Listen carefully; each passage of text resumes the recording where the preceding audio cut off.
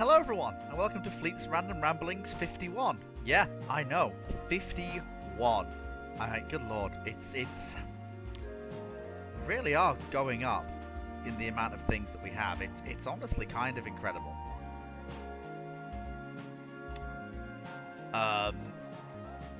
Big 50 was last week, as you know, and that was a massive undertaking. But now we're here to move forward swiftly into the next 50. Well on our way to getting close to, well, the big century. That's where we'll be.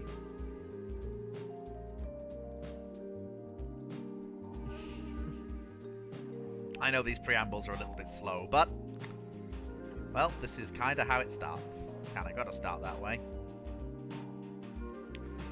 I just gotta get the message out to the folks on Patreon, and then I gotta then sort out making sure I can read the ramblings off to one side.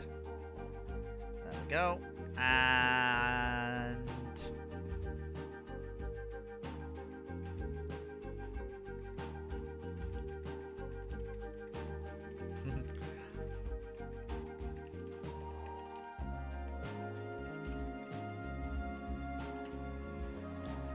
and there we go. We're back from outer space. Really, AMC Woods first? Really? Come on, people. What are we, 10? Come on, people. Guys, really? What are we, 10 years old? And am I your favorite Minecraft YouTuber? Stop! Oh, I must have missed something. It's not early in the morning for me. Also, I have good news. Fleet's got his second interview. So I actually passed the first hurdle. Frankly speaking, Fleet, compared to lately, you've started much more early. I know. Normally, it's about an extra hour. Personally, this works better for me, because I mean, I was busy doing War Thunder, so... Yeah. And Montana is on the YouTube. More stuff to do. Excellent. Alright, time to bring the document up. No. Timu, I lost my job. I lost my job, remember? Did you all, it was like, it's on brew ships. And I don't think you actually mentioned this one really too much. This. And you all just forgotten about it last week and the week before last. I think we had more important things to do then, but anyway. Anyway. Also, last week was just chaos. Yes, yes it was. Fun chaos, but... So first question is from Brandman. How big are the Titans in 40k? Depends on the source. Now which Titans and also, yes, which source? Depends which Titans you're talking about. There's no actual reason. Fleet hasn't been a pizza boy for some time, Benno. No, I've not worked there for about...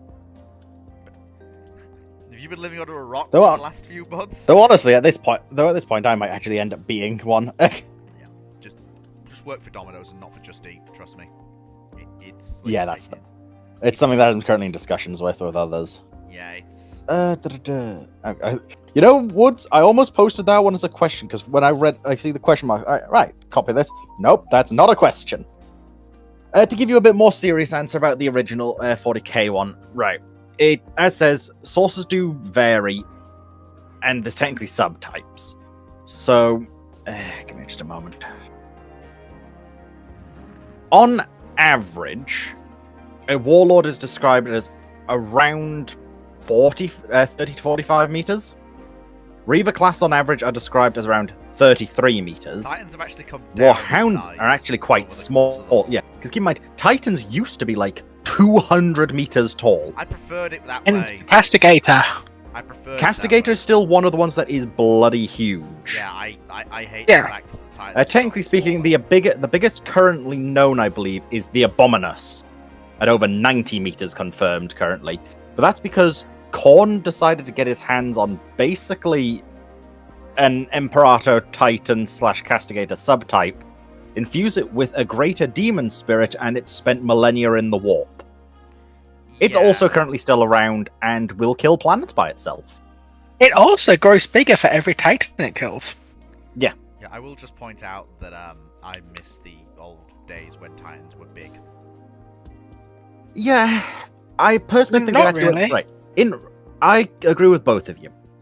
Personally, I think Titans should have been in the middle. I do agree in some regards they're a little too small at the moment, but in other regards, when they're like 200-300 meters, I think was a bit ridiculous. No, I like that. That made sense. It doesn't make sense when they're walking on legs. No, it don't. No. But it just doesn't fit with the idea of the Titans. Because the Castigator's the father of the modern Titan. It's from when the Grey Knights fight one, it's significantly bigger, even before the Titans got reduced in size. Was significantly bigger than every other Titan they brought. I do feel I should have to note for anyone who does even have a vague idea of 40k, she's not referring to the Castigator Knight. She's referring to the Castigator Titan. They are two different things. Yes. Yeah, so the Castigator, how do you explain what the Castigator is? I feel like... The father of all Titans. Yeah. There's no other description. So, yeah, basically, that's probably your best answer, Brackerman. Yeah. And if they're that big, you can't miss from orbit. Why do you think they have anti-orbital void shields? Yeah, that's the whole. Well, they just have void shields in general, but they meant to make orbital bombardment not work so well. Happy For birthday, context, AMC during the Woods. Solar War... Oh, okay. I was going to say, for context, during the Solar War, a Titan gets into a gunfight with a frigate and wins. During the defense... during the Siege of Terror. Like, Admittedly, that it's a very- motherfucker fought a admittedly, it's spaceship very and big won. Titan. But it's one of the cases, that was a Titan that beat up a spaceship. You're now leveled up to level 27. What? It's the... what's it called? I don't understand. Yeah, the server has the levels for how much you interact with it. Okay, It's- so... Oh! next, I haven't used that function in years. Literally. So, who is... So no, Oh, age, no, right. There's no YouTube questions as of yet, so we keep going forwards. So AMC Woods asks, what if 3,000 M1 Abrams were sent back in time to World War II with ammo, 1,000 recovery Fleet, you vehicles? literally... Fleet, we barely started and you've missed one. No, I haven't. Yes, you have. Oh. Daltidius asks, what IRL military invention would be useful in 40k? Let it be known, 4 questions in and he missed one. Honestly, IRL military invention in 40k?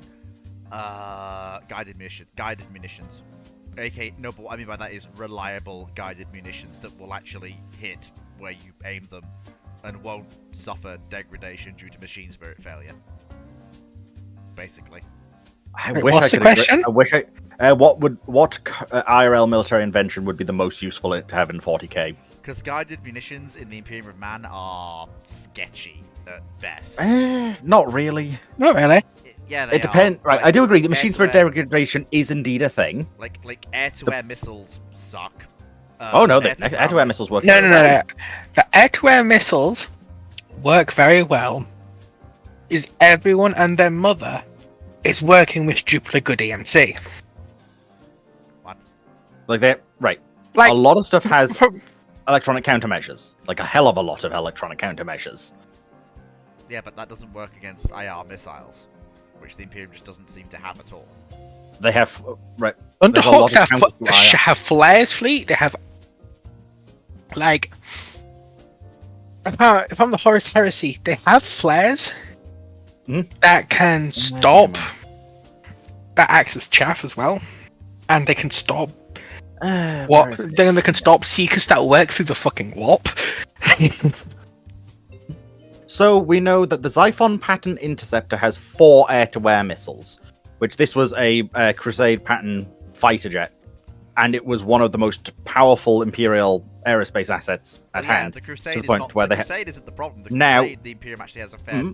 Now, if during we the continue Great bringing this on Crusade- later down the line, Yeah. we know the Guards still have a large number of good air-to-air and air-to-ground missiles. Well, the Guard don't have air-to-air missiles. The Guard don't Yes. operate aircraft. Yes, they technically speaking, the Guard do, because this is one thing I agree with you. The whole thing of why the Guard both have and don't have planes is stupid. Well, they in my don't opinion. have planes. Because the Air Force is a part of Do the technically, Imperius Aeronautica is a part of the Navy. Yeah, the Guard does but not technically operate speaking, the aircraft. Guard do have an air corps. No, they don't. That is. They do. That is. No, fact. right, Not okay, flex. okay. They do. No. technically. Right, okay. They are not allowed. They are not allowed strike, interceptor, or mortar roll fighters. Yeah, exactly. They have However, they But- are allowed transports. Yeah, exactly. And That's- thus, They're- technically, the armed Valkyries that have air-to-air missiles are technically transports, They all. but they They can also carry use surface Valkyries for air-to-air air-to-ground. They also use air-to-ground strikes on them, and there's certain Valkyries that have been retrofitted to have las cannons. Like, And you've got the Valkyrie gunship as well. yeah, like that's what I'm. But they technically have an air force, and it's a very technically. It's the But- same sort of technically that after the I Age know of this is rambling. Apostasy. I know this is Yeah, rambling. no, no, just let me. No, Let's- people know about let us- Right, let me Past. please. Don't It's like have it's to- like a no. minute, please. No, No. I just Right, don't want worry, to. I'm prove a still getting the point. rest of the questions, Fleet, just for the record. So don't worry. We're not done just yet. Foxo, Uh, it's just just- one. just go- Please, Foxo- it's about my favorite Foxo- faction. Foxo, just let him. Just please. Just, we'll discuss it later if another question comes up. Do not But I worry. want to talk about how the sisters were founded because it's Yeah. really funny. Yes, but That can be done later because it wasn't related to the IRL question. Now, anyway, moving on. Yeah, like I want to try and. I'll help control her a bit. Like, look, I love rambling off topic, but there comes a point where I have No, to we need. sort of- What are you telling me? We need to wait No, for Clark to Fleet. do the off. No, Foxo. Wait for Clark to arrive because he Yeah. likes 40k. Remember? Yeah, but the issue is Clark will make it annoying and boring about the fucking space marines and shit. No, he won't. And the Navy, when the interesting ones like the Adeptus Sororitas, who were formed Don't make me get because the of a fuck out. loophole. Anyway, AMC Woods asks, what if 3,000 M1A1 Abrams were sent back in time to World War II with ammo, 1,000 recovery vehicles, and extensive manuals on how to operate them? Congratulations. Who? So is the US getting these? I I would presume because assume- they're I being would sent. assume so. Well, first of all, They sit in the US not doing anything. Yeah. yeah, the gas turbines. The Abrams are like 70 tons. Honestly, The probably Americans what- can't honestly, get that what- shit yeah, across the the US sea do like get quick. honestly what they probably like the most Honestly, the thing is, is what- the what you're is gonna- the what you're recovery gonna- vehicles. Yeah, Yeah. Those recovery what vehicles you're are actually going to be have- invaluable. what you're going to have is 1,000 of the Abrams will be torn apart for examination and for spares, along with 200 of the recovery vehicles. The rest will be used to form armored divisions. Basically, the Sherman production line will still keep turning, but basically all of the output will go to the Russians and the British. While the US How works, bad. while the US works out what they're going to build instead of the Sherman. So I think because they get the now- M88. I think. Because would here's the be thing, what the like, recovery with, vehicle- thing is, with 1,000 M1 Abrams available, that is enough with the Abrams mobility, armor, and firepower to basically not need the Sherman, and they can afford. No, it's to. not.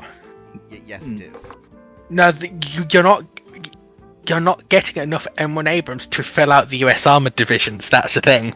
Well, yeah, but that's the. Because the US have divisional thousands of numbers- Shermans in that's service at the same divisional time numbers on of front line. tanks. Now each armored division Hmm. only needs about a company of tanks. You don't need a full Well- division's worth of tanks. But you're probably not going to no, give them. You're probably not going to yeah, give them only one company of those tanks. But is my thought. it's also fleet. The issue is that you're sending the Abrams back in time, right? Uh-huh. You're not sending the organizational structure. You're not sending the Bradleys back in time. Yes. And what makes modern US force composition work is the Bradley, Well, because you can have and the because fleet. Let me explain. I mean, So you're if you're- explaining one point, if- but I'll let you finish. And essentially, the Abrams are going to be really good for the armored units that get them, if they can get them across the ocean.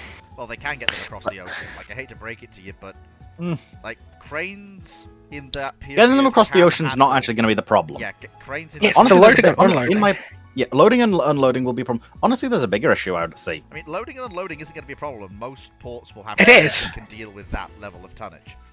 Not really. Yes, like you are. Because, yeah, 'cause you are the- naive because to the- believe that ports in that no, period yeah. weren't handling things of that Yeah, no, tonnage. the ports can, but the issue isn't with dead weight. Not it's all cranes will. it's surface area weight. So M1A1. So it's the original M1A1. Why? Abrams is fucking dense. Yes. Right. So is a. The reason because why what I was you- just trying to check here Yeah, is 'cause you have to remember Abrams is that 60 tons. is that the M1 or the A1? This is the question explicitly specifies M1A1. Okay. So, the problem is, a lot of M1A1s get condensed into the same category. So I'm going off the first M1A1, Yeah. the 1990s Yeah, the ones. basic- the So no, basic you want M1A1. So you're referring to the M1A2 then? Why would you 'Cause- make it more complicated? It should be like if you want this to work as best, you want it to be the simplest version. Well, of no, the it's just M1. I know it's just he said the M1A1 from the 90s, which is the M1A2. Yeah, that. But anyway, look. Problem is, Okay, right, Foxo- Can I finish after driving Like, for this is like this there's is the ports that 60 ton can vehicle. transport them, but the issue is, especially going into mainland Europe, most allied logistics are done by floating harbours, and they can't. Well, then. Hence, how much hence the issues the British had getting Churchill's ashore. Well, then they'll have to wait until Cherbourg is captured. Their book isn't captured intact. Honestly, I don't see the US sending them to Europe. Honestly, I don't see them using them. Well, they will be Yeah. using them. It's, Why? It is possible. It complicates And I will point out, the Foxo, supply lines. I will point out, Foxo, that well, the thing is, it would do if it was like 100 Abrams, but it's not. We're talking 1,000 Abrams with. We're talking Yep, about. I know, but this complicate right. I do get what you mean, Fleet. But keep this in mind. The US structure, from what I'm aware, is basically we will get what works and send as many as we need across the ocean, and it Yes. will work as well as they can. Yeah, it's. We are now all about- throwing in a new bit of technology which is untested and unproven. Mhm. I The will US point will out probably go, we well, have- we're still producing Shermans in the thousands here. Yeah, I will. We're going to send the Shermans and we'll hold these for later because we No. need to run our tests. Well, they'll hold them for about a year while they test them. I think they'll right. I Well, wouldn't Fleet. say Why that. did Fleet? They could have sent Pershing early, No, but they didn't. No, they didn't because they were testing it to make sure it was reliable enough. Yeah, but And thank you for that's just not- proving my point. No, I haven't. In fact, I've disproved it because No. the M1A1 is a reliable tank. But not to them, it's not. Aside from the fact it's Not not. in 1941. No. I have to fight this because You can fight we it know what effectively, but happens. you've not made any No, points that but actually Fleet, matter. we know what happens to Abrams reliability-wise when they're taken out of the U.S. Army's hands and they're put into people who are intimately knowledgeable how to repair them. That's how you get the Saudi Abrams, I would also point out, which are unreliable just because pieces you of have shit. just because you have the manuals on how to operate them, does not mean you actually be able to figure out how to operate them. It does sound a bit like a chieftain question, I will be honest, but Yeah, as far, I just don't see the think- Americans sending I an don't- I don't think untested, you can even after convince doing me, some and testing, I clearly force. can't convince you. I think you've all just. Hmm. I think you both just talked a load of nonsense, as far as I'm concerned. But why? Right, but Fleet, then why would they send these vehicles that have literally just magically appeared that are not part of their current doctrine, current structure, and currently do not have the production lines for? Well, first of all, we've already accepted that we're scrapping 1,000 of them, Right. which frees up spares. 1,000 will probably remain in the US, and that leaves 1,000 to serve in Europe, North Africa, and Italy. Most likely Europe. You're talking about an asset that, although bear in mind this is not until at the earliest 43, more likely to be 44. You're talking about an asset that gives the US something that is functionally immune to the battlefield of World War II. It can't be killed by German armor, can't be killed by German anti-tank guns, can't be killed by German anti-tank weaponry that's handheld. It can be. No, it can't be. It can't be. The Panzerfaust. They can be mission killed, Yeah, it can have its tracks blown off, but that's about it. and the Wait, gun barrel can be damaged. Wait, and as the war in potentially- Ukraine has proven, modern armor can quite easily be taken out by stuff Even- like small mortar shells hitting the roof in the right area. Well, Yes. The Abrams isn't an invulnerable juggernaut from the back. Also, It was an and invulnerable also a juggernaut, but I Panzerfaust to the back of the turret or to the No, back of the engine. Sherman, the Abrams is functionally immune to the Panzerfaust from every angle. I don't think it is. It's not the back. Uh, If you hit also, the yeah, back, if you hit as the we ammo said storage, then- it won't kill the crew. Please stop, So It just apparently- stops the please train. stop listening So- to Wereaboo. We're not. No, Fleet, we're not. We're told they have ammo, apparently, Sidious, but they don't mention how much ammo. So I can't really comment on the issues of ammo. But But- right, okay. A major Also, issue even would be. Go Right, on. no, I won't talk about it. Let's just forget about combat because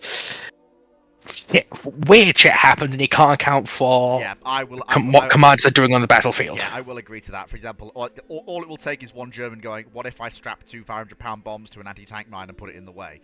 To total an Or Abrams. just what happened if 155 HE shell explodes under tank? Yeah, you've got a point there. To be fair, even 155, even 152 or 155 HE hitting the tank will probably take it out because Yeah, that'll probably. It'll- Back in a couple minutes. the Well, crew they won't will take it basically out, the crew but won't they'll like. basically Yeah, force it to the withdraw. tank will be fine. The crew will not be happy. Yeah, but it will it'll be stunned, then it'll force a withdrawal. But yeah, but what I mean. Depending on is- what happens, it might actually do more than stun. Just depends how much explosive it's got. Yeah, depends. I know the tank is very well padded, but still, Yeah. big HE rounds are not kind. The main impact really, like for example, like you're talking about Pershing level impact with what Abrams make it to Europe. So like in the combat situations they're involved in, if they're used right, they just absolutely clean house. Well, yeah, but- nothing can. yeah, Very but- little can stop them in an But actual straight you're up talking fight. About like of the like you're talking about 1,000 tanks in Western Europe, and that's if all and that's if all 1,000 are operable at one time, which I probably won't be. still You're don't probably- think they're going to be you're sent to probably- Europe. You're probably looking at 200 being down for maintenance at any one time.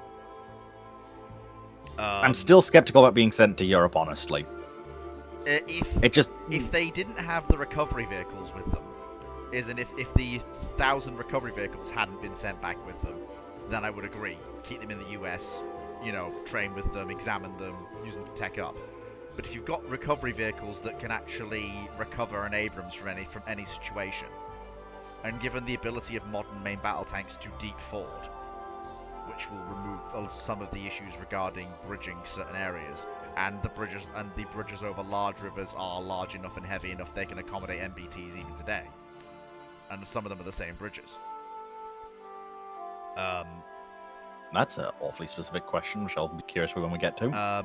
It's the recovery vehicles that actually make it practical. Although Honestly, I actually do see them think- sending the recovery vehicles more than sending. Yeah, the I do Abrams, think 'cause that those it recovery is vehicles gonna are gonna be take at really least- useful. It is going to take 2 years at least to train up enough tankers. Bearing in mind flaws, remember this is me being optimistic. More realistic is 3 years to train up enough tankers to operate just 1,000 of them, and then you'll have the other 1,000 left behind to train up replacements. You're looking, so basically you'll have people who will basically, so a good 200 of the ones that will be scrapped will basically be driven sillily, if that makes sense. So, we are driving these things to see what breaks, how they function, what the basically to confirm what the manuals are telling us, if that makes sense, Dragon. So out of the 1,000 we're scrapping 200, you basically test to destruction. Sirius has got a point. A lot of the commanders are probably going to have difficulty figuring out how to best use these vehicles. Like, it's why I do personally have trouble seeing, as mentioned. I do get your points; they would be useful. One of the advantages of the gas turbine is that it will run on a great deal of fuels. Like that It's is that more is just one of the because I advantages in this do see them universe. entering surface. I just see them entering mostly after the war.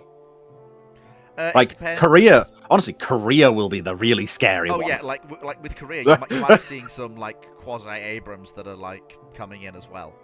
But it depends. But it's one of those things where I can see it going both ways. But I'm not sure. How about deployment in the Pacific? I'm back. They just don't really. I don't think No. they have No, the use for them Pacific in the is the one Pacific. area where you don't send them. Yeah, That is right. just- Considering China? considering the 2-pounder anti-tank gun in the Pacific is still considered sufficient for purpose in 44-45. Like, you wouldn't need an Abram.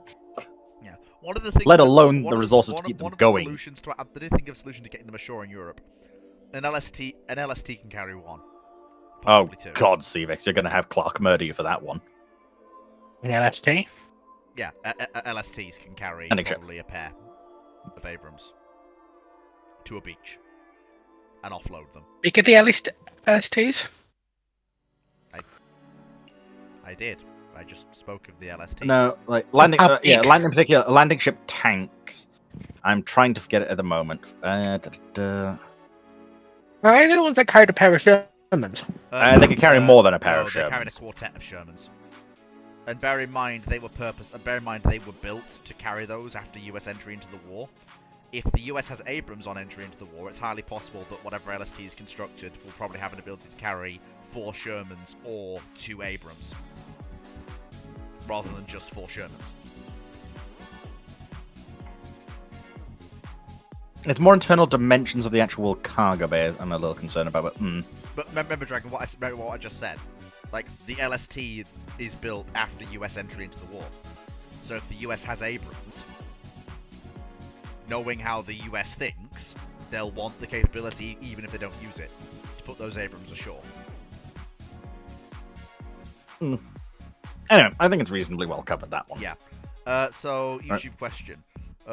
What if the Allies did not smash up Littoria's machinery, cut up her guns? How would she fare in the post-war marine militaire? Well, the Italians Which have one? a single. Who, sorry? Well, basically, what if the Allies didn't? Basically, what if the Allies didn't gut Littorio to prevent her being used for Right. war by the Italians?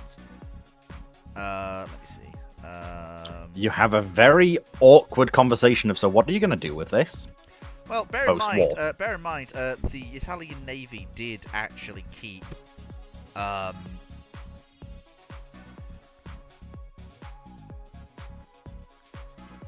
Basically, you've only it would also contravene the treaty that was a ban on owning battleships, aircraft carriers, submarines, and amphibious assault units.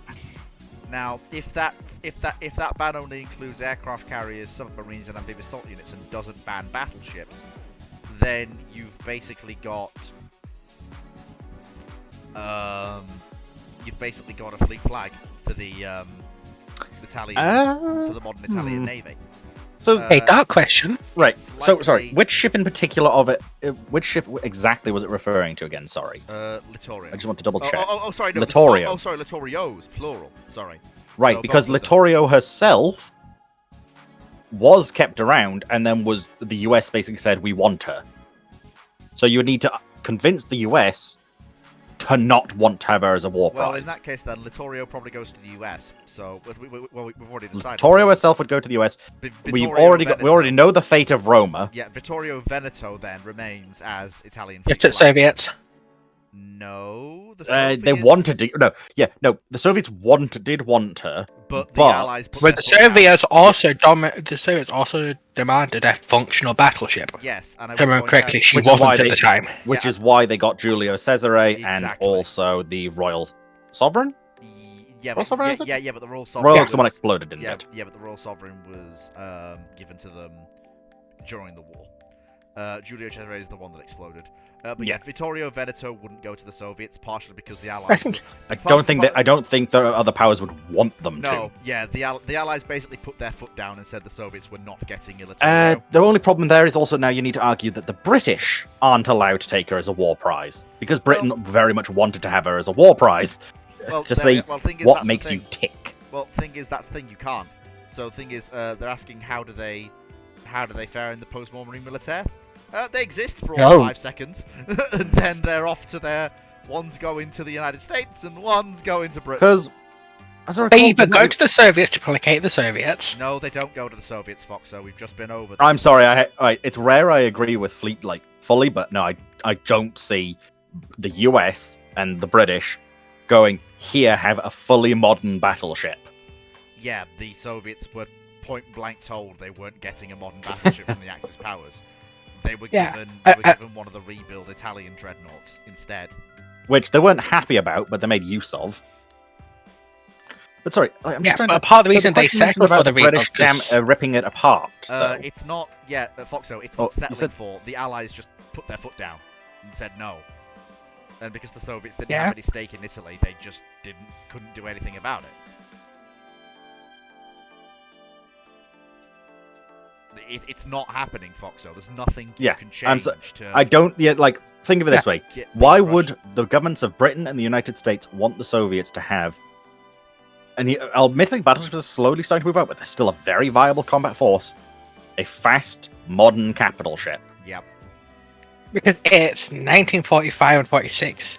So Allies do a lot worse to placate and delay the Soviets. Yes, but the difference. But we already see what they do naval-wise. Like they don't want the Soviets having anything good naval-wise. Yeah, this is historical fact, Foxo. It's not going to change. Like, For instance, we also know that the Soviets got the Italian cruiser. Can't remember its name, but it was renamed Kerch, basically. Yeah. They got a Duca d'Aosta class, Giulio Cesare, which was renamed Nobriosk. Like, basically, they intentionally tried to give them stuff that was older so that we might have to make concessions elsewhere, but at least Navy-wise, you're still outdated. And I think the same would happen here. Now, The only thing hand-waving all of it for a split sec just to continue the other point.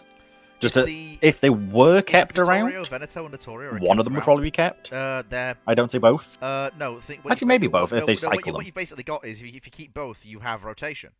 One's in service, one's in reserve/refit. Yeah, that's what I'm just. That's why I just sort of correct to. Maybe sort of change things around. Yeah. Would And you they? could potentially have them. You could if given- you've got another problem with the Italian government's money situation. Then they want to be thing is, it's considering. important Yeah, because to the bear- Italians can't afford to keep the gearings the Americans have given them in good well, condition. It's important to bear in mind that the Italian Navy bounces back incredibly. It does quickly. bounce back very quick. Like they get a whole bunch of French ships that they refit, and actually Yeah, like, they're not it's- bad. Like in order for the Littorios to actually return to active service in a major way, they just have to survive basically the late 40s and the early. If they 50s. do manage to survive, they're probably just turned into command ships for the Yeah. Mediterranean. They're fleet flank. They are the fleet flank. They may be the ships that the Italians decide to mount their Polaris missiles on. Obviously, as we know, the Italians did build cruisers to carry Polaris, but the program is discontinued before they received Polaris. It's just the condition by the early 50s, the American gearing and Fletcher class they were given. Yeah, but They were because But I will this is- counteract with the point of the French destroyers that they got that were kept in very good condition. like the Italians were basically picking and choosing what to run into the ground and what to preserve. The Italians chose to run the gearings into the ground because they were basically given very cheaply, and didn't really fit with what the Italians wanted because they wanted to. The Italians, to be blunt, also wanted an excuse to resume destroyer production of their own. To be frank, Also, and running yeah, the they gearings got into the ground three. was a great way to get that excuse. They actually didn't get any gearings technically. Oh, they were Fletchers, remember correctly. They got four. They got 3 Fletchers, but they actually had a unique class of destroyer built for them, which is the Impersutio class, which is basically a gearing but minus the only with 1 turret fore, 1 turret aft, and more advanced systems that were kept in very good condition. So it is genuinely a case of what can we pick and choose to make a good fleet out of. Yeah. So that's Honestly, probably just what you have. I just don't You see have those 2 battleships being a part of that. I could potentially see it if history has been altered, where basically, well, for the sheer fact that they're allowed to keep them, for instance, there is something shifted here. They almost certainly will be getting renamed because Littorio's already renamed Italia. Littorio Veneto is probably going to be renamed as well. Honestly, It's the case of when everyone else is looking at getting rid of the battleships in the late 40s, early 50s. they're not. The thing is, yeah, Remember, Because the No. UK is getting rid of the KGVs. yes, because yes, but on the other hand, because they're not you've now got Vanguard. Yeah, the reason the KGVs Yeah, have got rid of it is because they're not fast enough. Same reason. And I also then want to bring up the point of you have Richelieu and Jean Bart. And I actually say what I was going to say. Go on then. It's more of a case of battleships are starting to die off the KGVs. That's not taking into account the older ships, because fucking the pre-war fleets are just gone or going. Yeah. Well, yeah, obviously that's. Keep It's going, a Fox. case of Italy is in pretty shit shape Not as going bad- into the 50s. Not as bad as. They're on the verge of civil war for most of the 50s. Yes, but that's There's not, bigger yeah, issues. yeah, but that's not economically. Economically, it's Also- actually bouncing back quite well. Yeah, and then you have all the fucking issues in the north, stuff like places like Milan, and then you get the south being left behind. And you get the Italian divide, but anyway. But The fact is, as the threat profile to keep these ships around doesn't exist anymore. it does. It actually. It very much doesn't? does. Yes, it does. The same reason the British got rid of Vanguard. The threat profile you Well, need the no, battleship for doesn't exist. No, that's not true because it does still No, exist. Yeah, Vanguard was mostly gotten rid of partly due to economic situation, Yeah, and Vanguard- Yeah, also because economic. also because their threat profile, aka the Sverdalovs, could be dealt with by the towns. Yeah, that was flawed logic at the time, and I would point out the Italians don't have something that can deal with that. yeah, The battleships Yeah, would be their yeah, only method of dealing with a Soviet fleet. What the fuck Soviet fleet that's not a submarine is getting into the Mediterranean? it's worth pointing out that you can't just think of this as an Italian problem. The Italians are part of NATO. If the Italians have the Yeah. Littorios, that is a fantastic force projection asset to work with the Turks. And the Black again, Sea. There's another thing you're forgetting here about a country that was also on the verge of civil war multiple times, went through like 20 different governments until a certain man came along, and then decided, you know what, let's keep that battleship around and let's fully rebuild and finish another. France. Come to point. That was Basic- fueled by revanchism. But you're And the probably far going to right. but you're probably going to have a semi-similar situation of, right, we need some sort of asset that will at least let If us the temporarily Italians project fire, have and them- also we can use it as a test bed for new Yeah, technologies. if the Italians have them, they're not going to bow out until about 1960, around the same time that the Iowas No, bow I, out into I can't reserve. see that though, because the Iowas had a fleet reason to exist. They had a reason for the US to keep them in service. Okay. What reason, threat profile wise, Fleet command ship. warships are getting into the Mediterranean? Fleet command. I think these ships are Actually- going to... Keep in mind, these ships are probably going to operate in more than just the Mediterranean, though. Yeah, fleet command, Yeah. force projection, status symbol. Show What the fucking flag. force projection? It's Italy. It's Italy in It's... NATO. Like, Yeah, it's- we're talking early NATO days. If the force projection of NATO is the USN, or if you're feeling spicy, what remains of the Royal Navy? That is a massively. I do think that's a bit of an narrow-minded view. Yeah, that's a oversimplification. massive oversimplification of the roles various states and powers played in NATO, and misses a great deal of really valid history. Also, more to the Yeah, point, but- the but- Littorios will but- basically make their case known by basically being 2 additional battleships that can rock up off Korea. Because the Italians are Oh. involved in Korea. Which And then, one? Oh. and then that will preserve them through into the mid-50s with their Korean War No, service. but why would it? Because they are Because the a- reality of shore bombardment proved that the battleships weren't needed. That's no, Foxo. That's Mm. no, Foxo. Please stop talking. I- Stop talking. Just Yeah, I stop. do think in this... Octo, in This case is you are kind specifically. of out of- Alright, this is specific because I looked into it recently.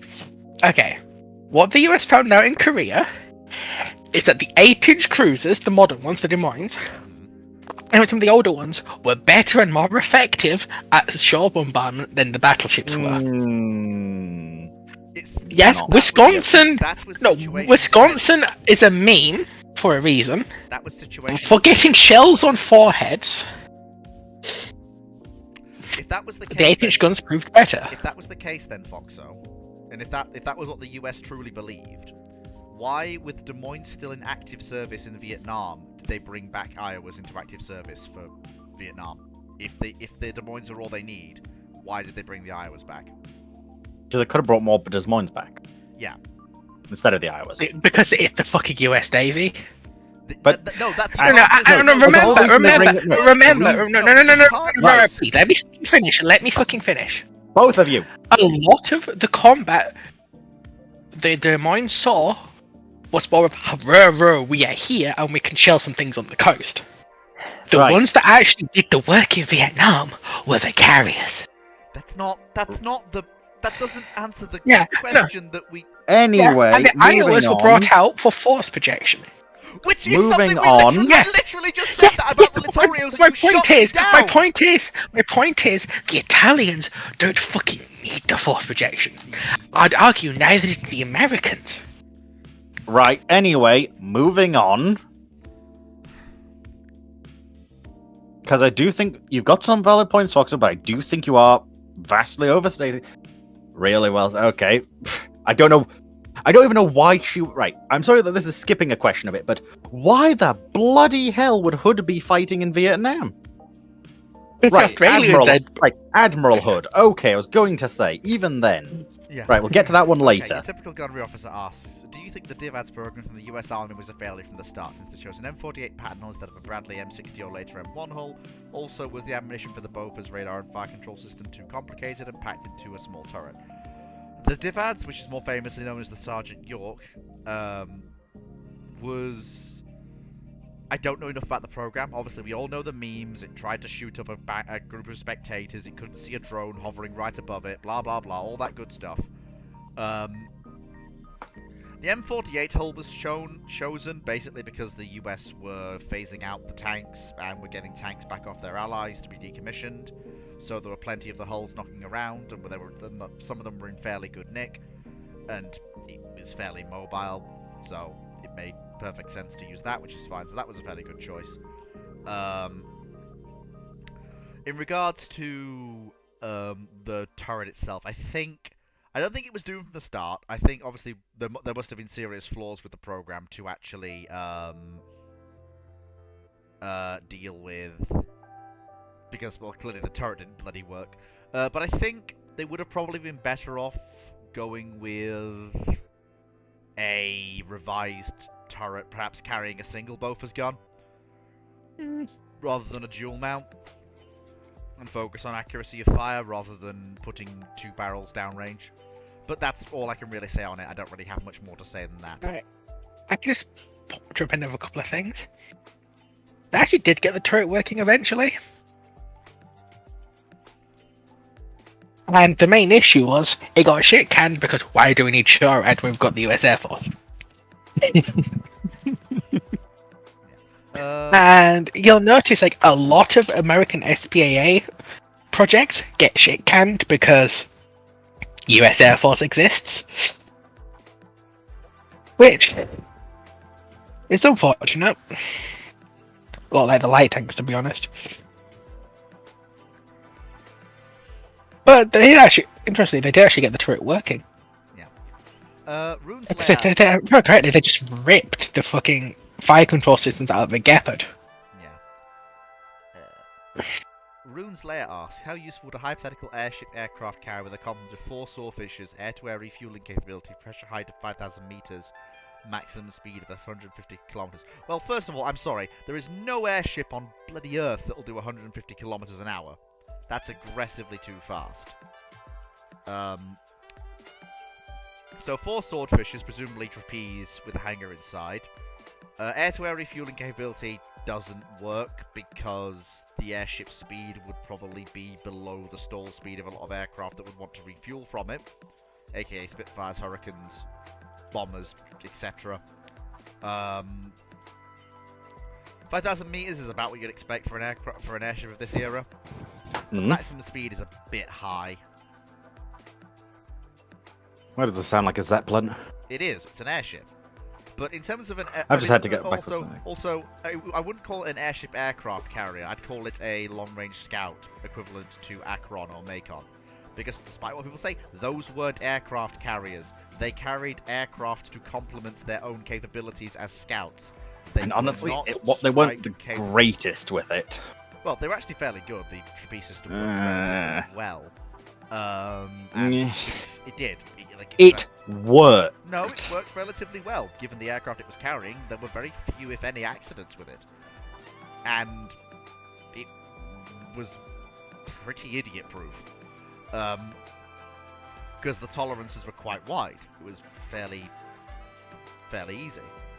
So if you're talking about carrying 4 swordfishes, presumably with some ability to refuel and rearm them, you're talking about an asset that is basically perfect for escorting high-value convoys. You'd probably build an airship base in Ireland, so the airships would operate out of Ireland and the United States to limit their exposure to continental aviation. So don't base them out of the UK, base them out of Ireland. And then you'd have these airships basically pick up convoys going out or inbound. You probably need about 4. And what that basically means is... I do have issues with you this. can have 2 swordfish... You can have 1 swordfish on standby, 1 being launched or recovered, and 2 patrolling, while the airship just stays and hovers over the convoy, with 1 swordfish loaded with depth charges ready to go if the destroyers are prosecuting a contact. Then the swordfish can come in and prosecute that contact even harder. Until the submarine fires its gun at you and blows your Zeppelin up. Yeah, but it would be a stupid submarine captain indeed that would surface in a convoy. About that. No, what I mean is surface in a convoy during daylight. This happened. They're not going to be manning their deck guns, Dragon. And shooting. Some at of an them airship. did. Shooting at an airship. It's a very stupid idea. The idea of using a Zeppelin for a convoy escort's also pretty bad. Casually ignores the vast fleet of US blimps that did that during the Second World War. And Remembers how ineffective they actually were versus long-range maritime patrol aircraft? Yeah, but that would be... No, they weren't? They were. They weren't? One literally lost a fight to the submarine. Yeah, but Dragon, that's like saying an aircraft lost a fight to a submarine, therefore the aircraft shouldn't have submarines. Like, come on, don't cherry pick. That's not what I said. That's a straw man argument, but okay. No, that's literally what you basically That's said. definitely a straw man. Like, that's not what I said, Fleet, but... But it's like, yes, 1 blimp lost a fight to a submarine. And, what's your point? The condor noises if a condor ever finds one of these? Well, yes and no, because the airship would be with a convoy, and Yeah? so it's an airship probably filled with helium. Good luck. It's not a blimp, it's an airship with a rigid frame. Good luck. most of the US ones were blimps, actually, but... That's what I said. Right. It was... Which is worse, arguably. No, that's what I... The airship we're talking about, to be what it is, has to be a rigid-framed airship. Probably filled with helium. As opposed to a blimp, which is vulnerable to getting a hole popped in it. A rigid airship is not as vulnerable. In fact, it's far less vulnerable.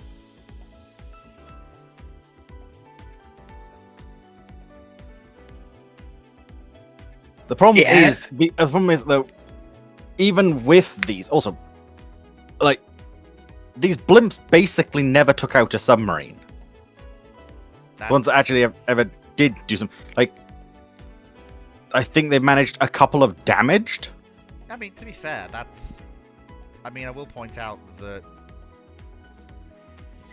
one of the main roles of the blimps was to basically force subs to stay deep.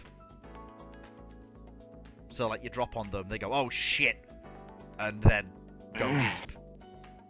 Like, it was a rare case. I also don't see why you would use a swordfish.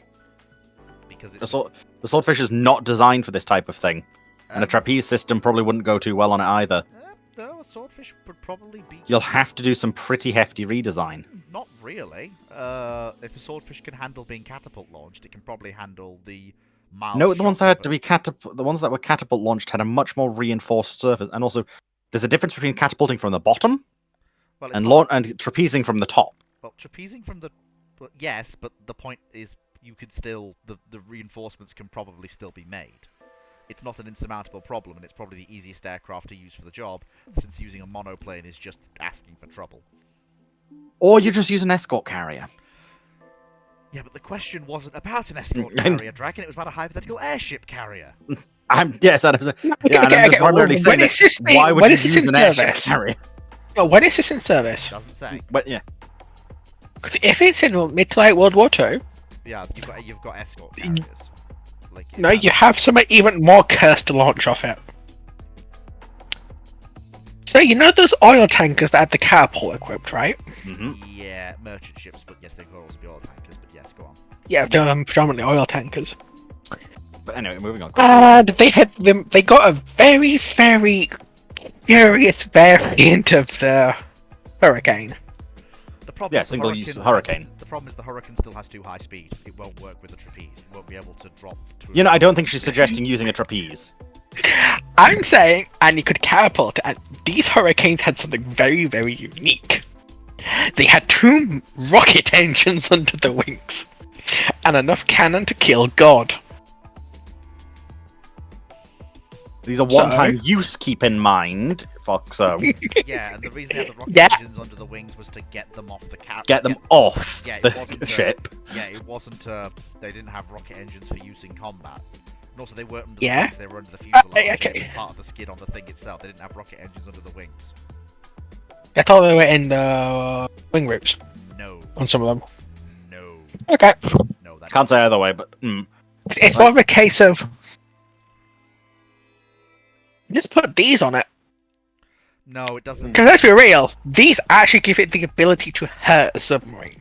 Because Well- these things did hurt Well, submarines. swordfishes can hurt submarines, and did on numerous occasions because they just put depth charges under the wings. Well, a mix of depth charges and bombs.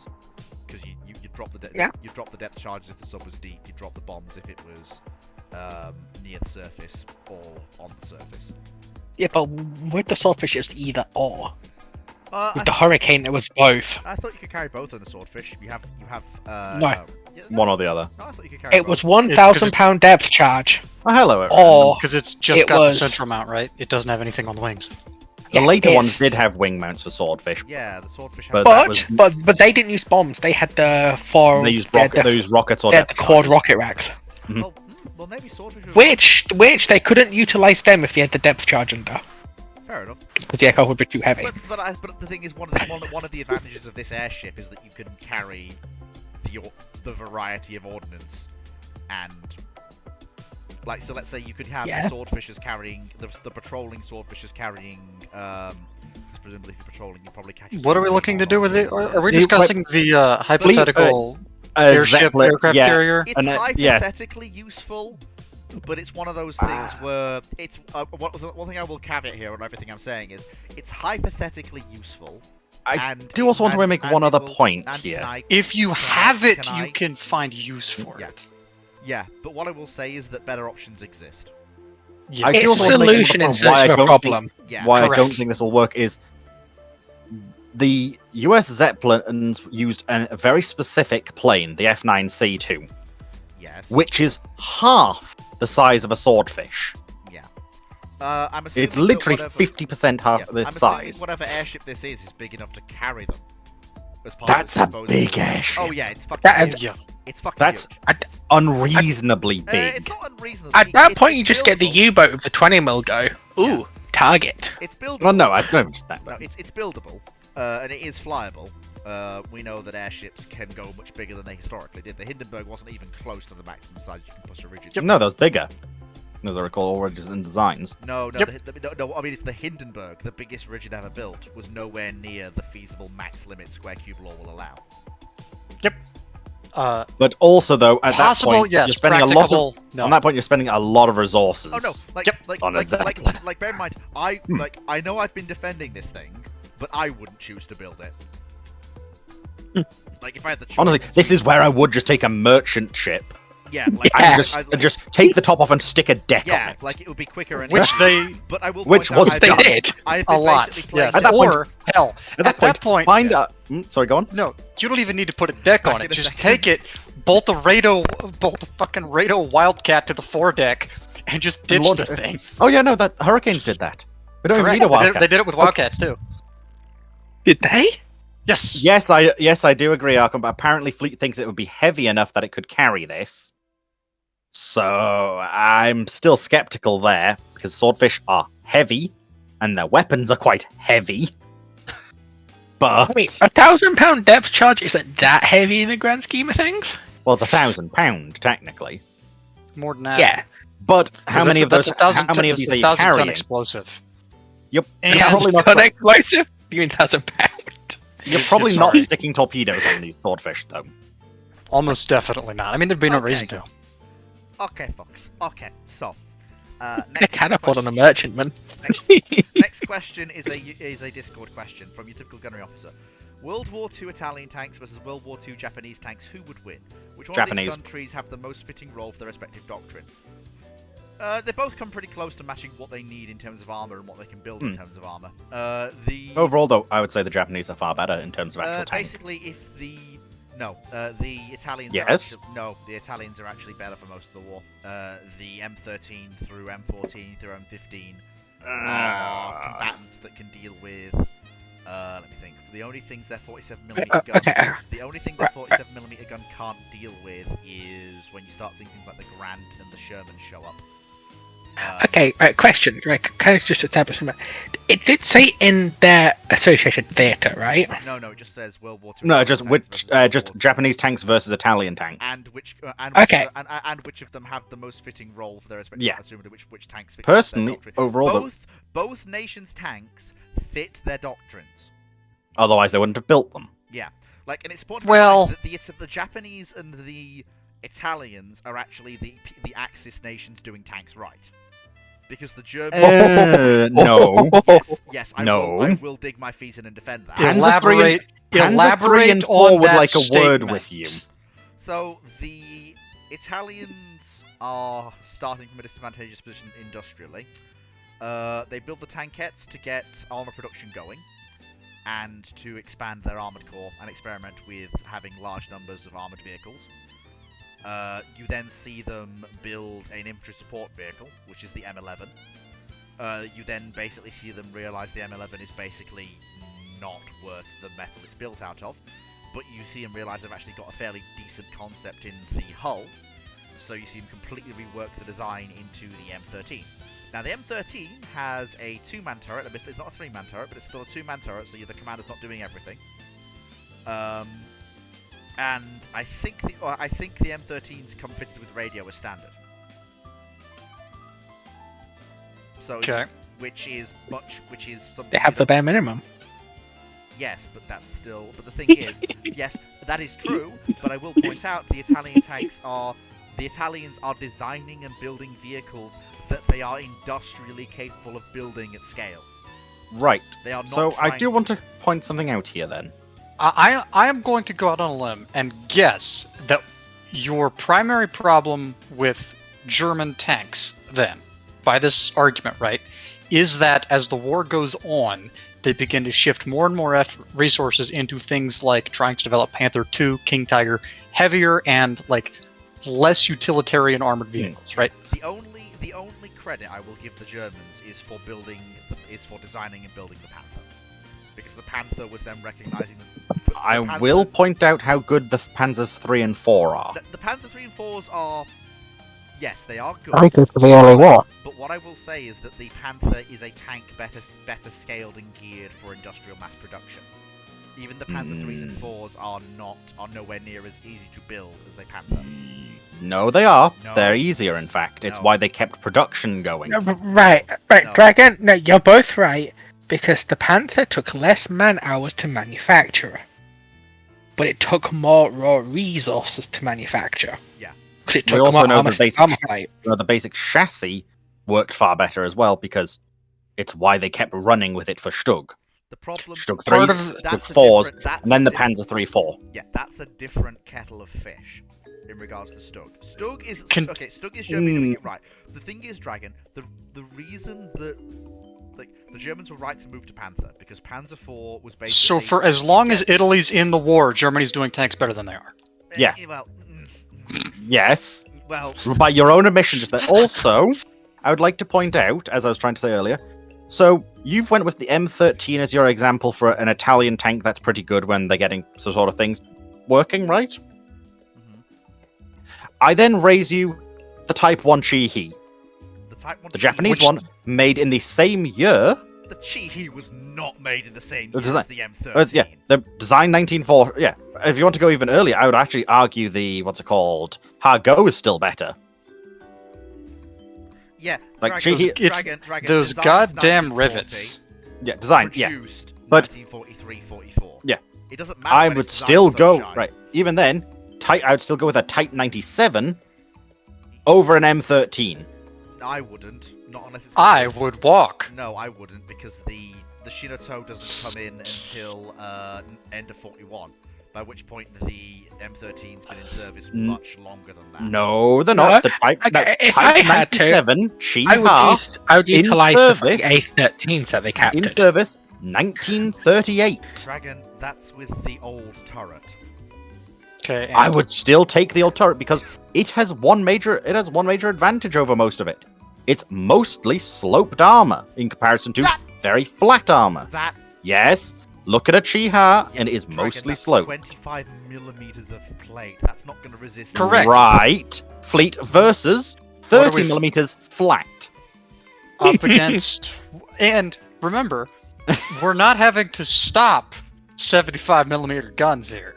We're stopping 2-pounders and maybe 6-pounders. I have a chance. She- to- Remember right. correctly. Oh, gunnery officer. I'll get to later war stuff as well because in general, If I remember Japanese correctly, people use doesn't the fast M3 didn't the M3 and M5 Stuart have very thin armor that was, Correct. and that was resistant against 37mm guns? Yeah, One of In them did, in practice. fact, run one over. Yes, but the problem Yes. is that the Italian tanks are in Sorry, the same mark I as am- the M3 and M5. The I'm Chi-Ha obligated to bring is, that up. The Chi-Ha is, The M3, the M5's a little rascal of a tank. yeah, the problem with the Chi-Ha Dragon is basically the one-man turret. Right. In the early model. no, it's not a one-man turret. You talk, It's a 2-man. If you're talking about the one with the 57, that's a one-man turret. If you're Also, talking if we want to go off the improved variant, if you're talking that's in service in basically 39. No, Yes, the gun Right, right. designs are. no, the Right. Right, Dragon? No, Original. Worth noting. They begin full production 42, yeah. I'm Worth still noting. going to overall class the Japanese tanks as better. Imperial Japan. The Hmm? problem, right, is that Japan is designing decent tanks for the period and then building them 2 years later. But I then would The still reason argue for that. that is not a knock on the tank itself, it's just that Imperial Japanese It takes military mates to procurement turn production was over. fucked. Also, again, after this point, the Japanese keep making better tank designs. They continuously make better. The Italians, quite quickly, stop making better tank designs. And then start using better tank designs. They just the German ones. I still. And then stand the behind American that. ones. Like- I was- Industrially, I just really need to point Italians out- the Italians are working better than the Japanese are. Correct. no, I'm sorry, Fleet, but by that argument, the Hungarians and the Romanians are working better than everyone. Oh no, I would Because they're making tanks that are actually useful, No, I would with completely useful agree. armor and I would guns. completely agree. If we're talking about the best Axis tanks comparative overall in terms of industrial and design, I would hold up the Hungarians and Romanians and say, "Suck it, Germany, Japan." And I Italy." wouldn't. I would. I would. I would, I because wouldn't they overall. managed to shoestring some very good tanks together that were They did. economically efficient. I know that they do have some very good stuff, but I still wouldn't say they're the best designs. Like, if we're going off the actual full war, which was said there, there's definitely You better can't ones sing from other the countries. praises of the Panzer IV and then not sing the praises of the Turan higher than the I- Panzer IV. When did I say I wasn't? I'm just saying, if we go off the scope, like you said, there are still better tanks than them designed and made. by the also, Axis. So, Fleet, to something you said earlier, CAS 44. That's it. right, Fleet, so something you said earlier about the Panther being the last good German tank. I'm not trying to defend Hello, Chef. the fucking Tiger 2 at times. I'm not like a fucking Varibu defending it. But it was a tank designed for the realities of the defensive No, what I war will- the Germans oh, were oh, no, fighting. I will completely agree with you there. The Tiger 2 is a much better heavy tank than the Tiger 1 is. It's much easier to produce. It's much easier to... No, you're not entirely correct there, I'm afraid, Fleet. Um, Because the Tiger 1 is built for different purposes. Yeah. And it's but- also but- built like 10 yeah, years... but It's my also point designed is, almost 10 years on a early. bigger scale, like compared to the Italians, the Germans are actually able to recognize that. The Germans The aren't war part with- of your original question. Why are we spending so much time on them? Yeah, Anyway, I'd say it's been. Bleak said is to say that the Italians yeah. are the best part of the Axis army. Yeah, You but basically, yeah, bosses. you've got your answer there. Some of us believe Japan, some of us believe Italy. It's up to you what you want. Personally, I think it's Japan because Japan actually does start producing their better tank designs. So And secondly, we know the Japanese shit worked hard because of the Burma campaign. And Where it we also know at the fucking very, worked we against also the know in British. 44 and 45, the tanks were when they had them were very good. They're certainly better than the Italian ones that basically didn't enter production. fleet. I'm not going to say. I think we've got an answer. Moving on. Yes, Schneller. on YouTube asks, Oh, here we why go. are you so against the idea the British would go for their own Hawker Siddeley HS-1207 over the F-18? This is related. Which one's there, Sidley again? This is in relation to brew ships. Yeah, the Yesterday. the brew ships yesterday. Basically, because if the British have Cadavar carriers in the 90s, whether that's something that's replaced the Which plane was it again? or Sorry, it's Fleet, the just quickly. CVA one, the Hawker Siddeley 1207. Whether 126. whether that Catabar capability is something that's replaced the Maltas or if it's CVA-01, the British will be looking to reduce the cost of maintaining that fleet as the 90s enter existence, basically. And the British aerospace industry is struggling. And That's an understatement. and the cost, and if they're procuring navalized Jaguar, which is what we and Dr. Clark discussed last time, as a strike asset, that is something that they can spread the cost over with the French. But if they're looking to procure in the 90s a naval multi-role fighter aircraft, the options are basically, in terms of cost that the British government would be happy with, buying into F-18 is the most logical option. It brings cost for procurement way down. It's a mature platform that they know works, and it increases training compatibility with American aircraft carriers and crews. Procuring Hawker Siddeley 1207 It is- would be a massively costly endeavor that may not result in a workable aircraft until It's 5 going to be a 10 years costly down the line. endeavor that you don't know what it's going to cost. Actually, okay, side question, because I know they looked at it, but do you reckon that if they could have done it and they had these carriers, they would have gone for the navalized Tornado? No, Because they've already got the Tornado in service. yeah, we discussed navalized Tornado. But I realised a few things. First of all, we're at the era where you're looking at variable geometry aircraft that are in service, are being kept in service, but militaries around the world are not looking at procuring new variable geometry aircraft because of the maintenance problems that are occurring by having them in service. So procuring, like, navalized Tornado would probably be a beast, but you'd probably get less of them than you get navalized Jaguar. And navalized Jaguar is a fairly, it would take some work to do, but the Jag is it's not the world's The hardest. Jag air- old, though. What? Hmm? Like, I will. Are we point still out- on the Yeah, question? I will point out, Foxo, that we're talking about Jag probably being in naval service for a while. Like, it's not like they're not procuring it in the 90s. Navalized Jag will have probably replaced Buccaneer when the CVA probably in the 80s. And honestly, Right, so- honestly, if we're talking about moving into the late 90s, if we're talking late 90s for procurement, honestly, you might just see the RN do a massive buy-in of Super Hornet and just flat out replace everything with Super Hornet. Super Hornet for CAS, Super Hornet for Strike, Super Hornet for air superiority, and then you've got E2 Hawkeye and S3 Viking for S3 Viking. We said they'd probably do some work with the French for an ASW platform fixed wing to operate for both British and French carriers, rather than procuring Viking, because Viking sucks. Well, it doesn't suck, but it's fucking expensive to operate.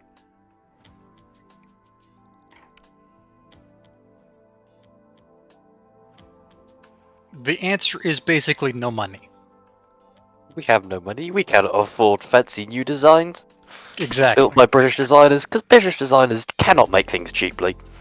Okay. Yes, and if you've already got the tornadoes, why would you replace the land-based tornadoes with anything? Tornado, my beloved. Retiring the Buccaneer was a mistake. Yes. Oh, considering Absolutely. considering there was a Buccaneer upgrade design, Yeah, but Kraken, like there was an Kraken, upgrade, I'll point out, idea. I was to the Buccaneer. killed by the tornado. Yeah. Yes, The but I'm problem. sorry, The problem was Supersonic Buccaneer with enhanced ECM and you enhanced were gonna weapon be loadout. buying new airframes. You physically couldn't Buccaneer, get those Buccaneer, airframes. Buccaneer, to do Buccaneer. But it. I'm sorry, but you're telling me you don't want to see a Buccaneer I mean, going I do. supersonic with I a full bomb load? absolutely do. Because it just Buccaneer, how do you get supersonic, through? 15 feet off the ground. Let's do it. Like it's How the do you whole get through thing the of sound barrier? Brute force, boys. yeah, it's the whole thing of if you look at British carrier plane development, you go, so what's your plan here? Well, we've reinforced it so it can carry more bomb load / missile load, right? And what's the extra reinforcement for? Well, we made it go supersonic because they do this to Recall- the Sea. They do this to recall the Sea this. Vixen. The Phantom School of Aeronautics. They had a design for the Sea Vixen to have full supersonic capabilities and afterburners for good measure. Also, you also got the Buccaneers famous, why have you reinforced the wings again? So the wings don't fall off? Why Don't are the worry wings about falling off? We have no idea, don't worry about it. So, It's Uh, probably fine. Look on the bright side. If the wings fall off, you're flying so low, you're going to be dead before you know what happened. yep. Sufficiently nautical are. Suppose in 1866 a war breaks out between the US and the UK, or France, or another European power.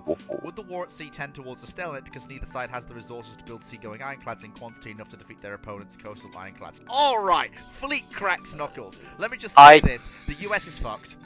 The US is royally fucked. It's not a stalemate. Fuck you gonna do? The British or French have enough ironclads and enough sea power generally to blockade the coast. Okay, and? Just I would Well, yeah, be the US slightly is now more under leaning blockade. towards naval And? stalemate. what do you mean and? Half the country just spent 5 years under a blockade. It's fine. Ish. No, but the Union, the Union won't be. The Americans basically have to break the blockade, and I'm sorry, I don't care Do how we? many monitors you have. Why do... Have you seen You the are length? not militarily defeating the United States without landing troops. Yeah, have You are not actually, going have to you end seen, the war navally. It's not Have going you to seen happen. how long the eastern seaboard is? Have you seen Yes. how long the western seaboard is? We don't have Very to, aware. We don't have to blockade. They're not to the west, are they? In 1866, California's a state. Is it? The Union Pacific is Yes. like the Transcontinental Railway is finished in 1863, isn't it? Hopefully, I won't have any more interruptions. Are we now Like- into trains? No. Well, We're I'm just saying that you have to blockade both coasts if you want to blockade the states. If the Royal Navy can blockade the Russian Empire in all of its ports in the Crimean War, it can blockade the United States of America. Lee, have you seen their Oh, well, access no. to warm water ports? Yeah, no. We have all of them. No, a better way to phrase it would be, if this is the same Royal Navy that blockaded all of China. Correct. Now they've got to blockade Again, all that's of only China one seaboard. twice. Yeah. They Yeah. can do it. Right. They can do it. Right, gunnery officer. Royal you Navy paid- did that And, partially Again, mobilized. even if they can do that, that's not going to win the war. Yeah. Yeah. It's naval stalemate. The Correct. coastal ironclads won't come out to fight I the feel I need to point something out here as well. ocean goings, and the ocean goings aren't getting close enough to the monitors Oh. to have a scrap. That's for certain. Gunner has brought up also the idea going off the previous thing. Imagine a British or English electric lightning with a carrier We variant. can't, That no, exists. That's against the rules. You can't go back. Yes. No, no. No, Yes. you can't do that. Nope, can't do that. You've done it all the time. Yeah, but not in this particular case. I'm sorry, Yeah. right. Imagine a variable geometry Like, English yes. electric lightning. Yes, I that's don't really actually what underestimate they the UK wanted. aerospace industry. The I sea really lightning. don't. I underestimate. Look, all I'm gonna say is, It was. how it do you was- get enough No, lift you to land can't on have the a solid carrier nose if lightning. it The wins? lightning has to have the ram of the air intake on the front. I will not accept any other Gentlemen, variant Nicholas- of we're lightning. sidetracked off the question we're currently Sorry. discussing. Can we finish this one first, then we can go It's a back. shit question.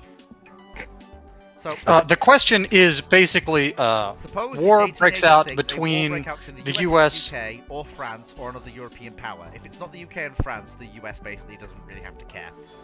Would the war at sea tend towards a stalemate because neither side has the resources to build seagoing ironclads in quantity enough to defeat their opponent's coastal line? I think the war at sea will tend toward a stalemate because there is absolutely, because fighting for it doesn't gain anything. I mean, you do realize if the Confederacy's raiders caused problems to the American economy, which they didn't. What do you think the British are going to do? They did not. That did not happen. No, they didn't. Alabama. No. Alabama didn't do shit. In terms of actual, real economic impact, the Confederate commerce raiders did nothing. They were headline chasers and nothing more. Their big threat was pissing someone off so someone else got involved. Correct. The US was trying to keep the Confederacy on the down low. The reason these things exist is so the Confederacy can make it look like they have the ability to project power and hopefully get France or Britain to recognize them as a legitimate country. They are not going to militarily win the war. They're not even going to make a tremendous contribution. No, it's and that also proves that you can get ships whilst limited through a blockade. And if you're blockaded, and if you think about most of the Confederate commerce raiders are built in Europe. Oh, were they? Sorry. Yes. Alabama never saw a Confederate port. Oh yeah, she was Australian, wasn't she? Nope. British. No? Built in Britain, armed in Britain. Largely British crew, although the exact extent of that is debated. Was that the one that surrendered to Donegal at Liverpool? Or was that something else? Wait, so it's Alabama? Reading this says 1866, right? Yes. Then, actually, there's at least one class of ocean-going ironclads that would probably do pretty well. Well, 1866, the Royal Navy's Warrior. pissing them out. Yeah, Warriors. The Warriors. Warriors. What's Warrior, Black Like, Prince, I mean, basically, Achilles is out. Something else is. Yeah. You've got the They defense are- class that are being built and stuff. Yeah, And by the US 1866, doesn't already really way possess any ahead. capability. The Royal to Navy's build properly. probably the Royal US Navy is probably the strongest force at this Oh, point. for bar none. ocean-going. Absolutely. Well, I mean, yeah, you've got the Minotaurs. And the US doesn't Prince Consort. really have the capability to build an ocean-going ironclad, right? They haven't needed to. And the last 5 years, which they have spent focused entirely on coastal concerns, have been pretty marked developments in that field. The thing is, Didn't they have some of the monitors were technically ocean going? Yeah, Because some of them sure. did Yeah, get British ships. Yeah, and some poor dumb bastard had to sail that thing around South America. Poor Yeah. fuck. They They? lost a couple of them down there. Yeah, what I will say is that it depends. As far Depends as what the I'm war's concerned- over. As far as I'm concerned, the war ends when the British show up with, or the British show up with coastal ironclads in quantity. And I don't think. They show I up don't where think with they- coastal light? I don't think they even show up with coastal ironclads. Why do they bother? I think they What's just the show up point? with ocean-going Unless ironclads. The fundamental problem. Again, what is this war over? Right? Are we assuming that we are fighting to total defeat? Because But in that case, the neither whole war's a side wants stalemate. No, right. Right, It's the whole thing which annoys me with questions of war against the US is if it's a total war, there's no point. Get fucked, You just can't. Right? What are you gonna do? I mean, if Britain fully commits, this is a point where the British Empire can crush the United States of America. No. Not really. Not without It's the bleeding last a one. whole hell of a lot It's for the it. last point where they can do it. I don't know about I that. wouldn't even say so. Because remember, this is 1866, when the U.S. has just demobilized the largest army in the world. what if they and can remobilize just that call it because right we're back being up. invaded? Yeah, but hasn't it also essentially bled itself dry? No, not really. Yes, but Let have During let it, right, war, it's it's let just it The fall, North, but there's also the another North thing. really hasn't. There's also another really good thing to unify your people. We're being invaded by some other guy. Yeah. Yeah. Like, All right, I just- realize. You're forgiving them your realize- crimes during the Civil So War. I Here, have a understand rifle. Let's go, that boys. I understand that 14 months ago I was attempting to end your existence. However, considering the present threat, who are trying to end us. These United States of America. Yeah. and united we shall remain, as Confederates we shall defeat it. Oh, fuck's sake. All right. Hey, that's a okay. legitimate use of the word. All right. Okay. All right. It is a confederation of states, technically. Whilst I would absolutely love to see Warrior go toe-to-toe with the Monitor, it's just not going to happen. It would end when Warrior just ran the Monitor over. I mean, I will point Probably. out that. Well, yeah, that's the point. Bellerophon is actually in service by this point. Yeah, and Here we go, boys. Yeah, and I will point out that it's made abundantly clear, like, Monitor, like, if Monitor appears in Warrior's gun sights, Warrior Oh, it's dead. just ends her with. Like the Salvo. Monitors are absolutely terrible ships for any conflict other than the one they are built for. The fact that the U.S. kept building them may have been a mistake. But I mean, at that point, we were primarily concerned with taking military action against the Plains Indians, who had no navy to speak of. So, And if I remember correctly, weren't the contracts of the Monitors really shitely written so the US couldn't get out of the ones they ordered? Yes. probably They just stopped. I remember building That that's sounds been like a the- big that They sounds just like the stopped kind of thing building U.S. them and left U.S. them on military stock. procurement would do. Yeah, they just stopped building. No, them no, and no, left no, them no, on no, no, stock. they didn't. Well, no, they did. No, they Some didn't. of them they did, because remember, that's how Some you of them, get but the- not all of them. that's how You can get out of the- some, not all. Yeah, the rebuilds, quote unquote. Ah, yes, we have increased the freeboard from 2 inches to 6 inches. No. This will help. No, no. Take no, this no, some bitch around the Cape. No. The rebuilds that the US builds in the 1880s and 1890s. The rebuilds. No, I'm aware.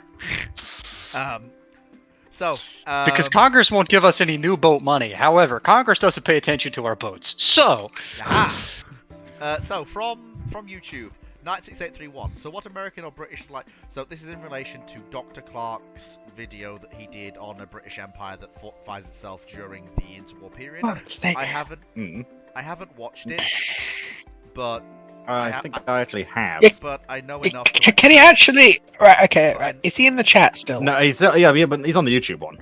Yeah. Right. If you're asking us about a video Clark did, could you just not? Because most of us don't watch Clark or aren't up to date on his shit. I And actually we do don't have watch time. Clark, but I Yeah, also but do have enough to. But I need to find right. But What this- even was but the this question is- exactly however- about it? However, So this is a question that does stand on its own without. Right. It is a question. I gotta run. inspired by. Okay, so bye for now. another good one. It is a question inspired by the non-declined, by the reformed British Empire, which leads to a Dutch Empire that doesn't decline. So, he asks, quote, what American or British-like cruiser, instead of a Sverdlov class, becomes in a non-declined Dutch Empire the Iran class-like cruiser HNLMS Iran? Well, let me put it this way. down class next. Foxo, would you like, she's not necessarily wrong here, though. Like, A European light cruiser, I'm town also trying to class. figure- I'm trying to figure out what or American you're wrong. non-decline. It's if the Dutch Empire isn't gone, then there is no Iran. The Dutch Navy just continues to protect the Dutch East Indies, and we know what their light cruisers would have been because they built them after the war. They built 2 of them. The new de Zeven de Provincians. If And then they would have got towns. no, they wouldn't have. We would have. No, because in that case, then why didn't they get towns historical? Because they had already had the orders and contracts. Honestly, I just don't see them getting anything more in general. No, they Like- they have Yeah, it's because they have those cruisers, and in a post-war world, with the carrier they get from the British, that's all they need to project power in the Dutch East Indies if it's not rebelled. yes, so any other cruisers are going to come from stock that other nations are selling off cheap. No, the Dutch will want to build any new cruiser-sized vessels at home, because a new cruiser at home will be a missile cruiser, and the Dutch will want to build that at home. The Indonesian, right? So it's the Indonesian cruiser. Yeah, but this is Right. a world where the Dutch Empire still exists, so there is. I know it just took Indonesia. ages to find it because of this. So there is no Indonesia, which means there's no Indonesian fleet because the Dutch East Indies didn't maintain a fleet. The Dutch Navy was defending the Dutch East Indies. And honestly, I just don't see them getting a ship to replace it. Because No, like if they Why? if they build another cruiser, it'll be a missile cruiser to supplement the 2 cruisers they already have. And it'll be built Well, at home in Dutch yards. That's right. No, that's not necessarily true, Fleet, because keep in mind also, going off your point about the Devon Provincians, the Devon Provincians were laid down in 39. Yep. So that's why they were basically finished. Yes. Like They've I not said, got anything else to finish at the I moment. will So point out, I said if they build a new cruiser, which I don't think they will. I think they would just buy one off someone else, or perhaps buy another carrier. It'll be something built at home. And it'll be a cruiser by name, but it'll probably be more akin to a large missile destroyer. Because that's that weird When period. did they get their hands on this? Yeah. If they want it in the late 40s, early 50s, like more cruisers, They'll go to Britain or America, and they'll probably get they'll either buy a town, or I to be don't fair, think so. why? Because the Dutch built. Why wouldn't they want a town? Because apart from the carrier. No, they didn't. Fleet, remind me, where was Karl Dorman built? I said apart from the carrier. Right. Apart from the carrier, the Dutch bring most of their shipbuilding back in-house after the war. Only in incredibly limited regards. They also don't really have many things. So if they do want another cruiser, it is more than plausible that they might go to another nation that is selling them. Well, no, it's more the fact that it's all the fact the British they're trying to sell the towns like Liverpool and the unfinished ones they've got that would later become Tiger. They're trying to sell them incredibly cheaply, and they are still very good cruisers modernized. And the Dutch already have good relations with the British to buy ships. And it's a case of, do you spend 5, 6, 7 times more to build a cruiser in Amsterdam or Rotterdam, or do you just buy one that's almost complete that your ally don't want to keep around? Remember, this is the Dutch after World War II. They're starved and bankrupt. They've been purposely starved. It's another one of those. It's another one of those ones where we're split down the middle as a panel. No, with no kinda. But I'd just like to point out that Dutch shipbuilding doesn't really come back in until the 70s and 80s. It starts hitting its strike. Yeah, like I am looking at, which is the point when they would be looking to order another cruiser. They wouldn't be looking to order another cruiser in the 50s and 60s. But I thought that was basically what the question was asking. Like, because the question is asking basically if they want to get one. If assuming going off the same point, if it's the exact same point in time, it would be the 60s. Or if it's earlier, it also changes a bit. Like at that point, by the time you get to the 90s, they're just not buying a cruiser. Yeah, exactly. They're not building a cruiser either. Yeah. Because they don't want a cruiser. So you need the rise of the Maersk, or the companies that have become Maersk, essentially raising Dutch shipbuilding from the dead again, which happens in the 70s and 80s, if I remember correctly.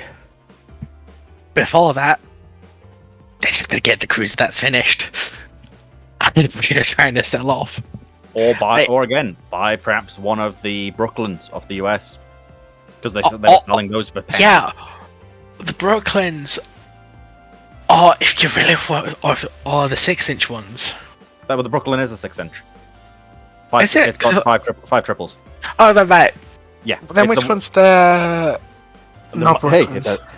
The Clevelands. It's the one 8-inch. Clevelands. That's it. Oh, Cleveland's a 6-inch. Baltimore's are the 8-inch. Baltimore's. That's it. I don't think Baltimore's and would want to Baltimore. I mean, but the US are selling them off for cheap. The Baltimore's proper cheap. Right when the Argentinians can buy 2 Brooklyns, I'm pretty sure the Dutch could buy one. So, that was a YouTube question. That was a YouTube.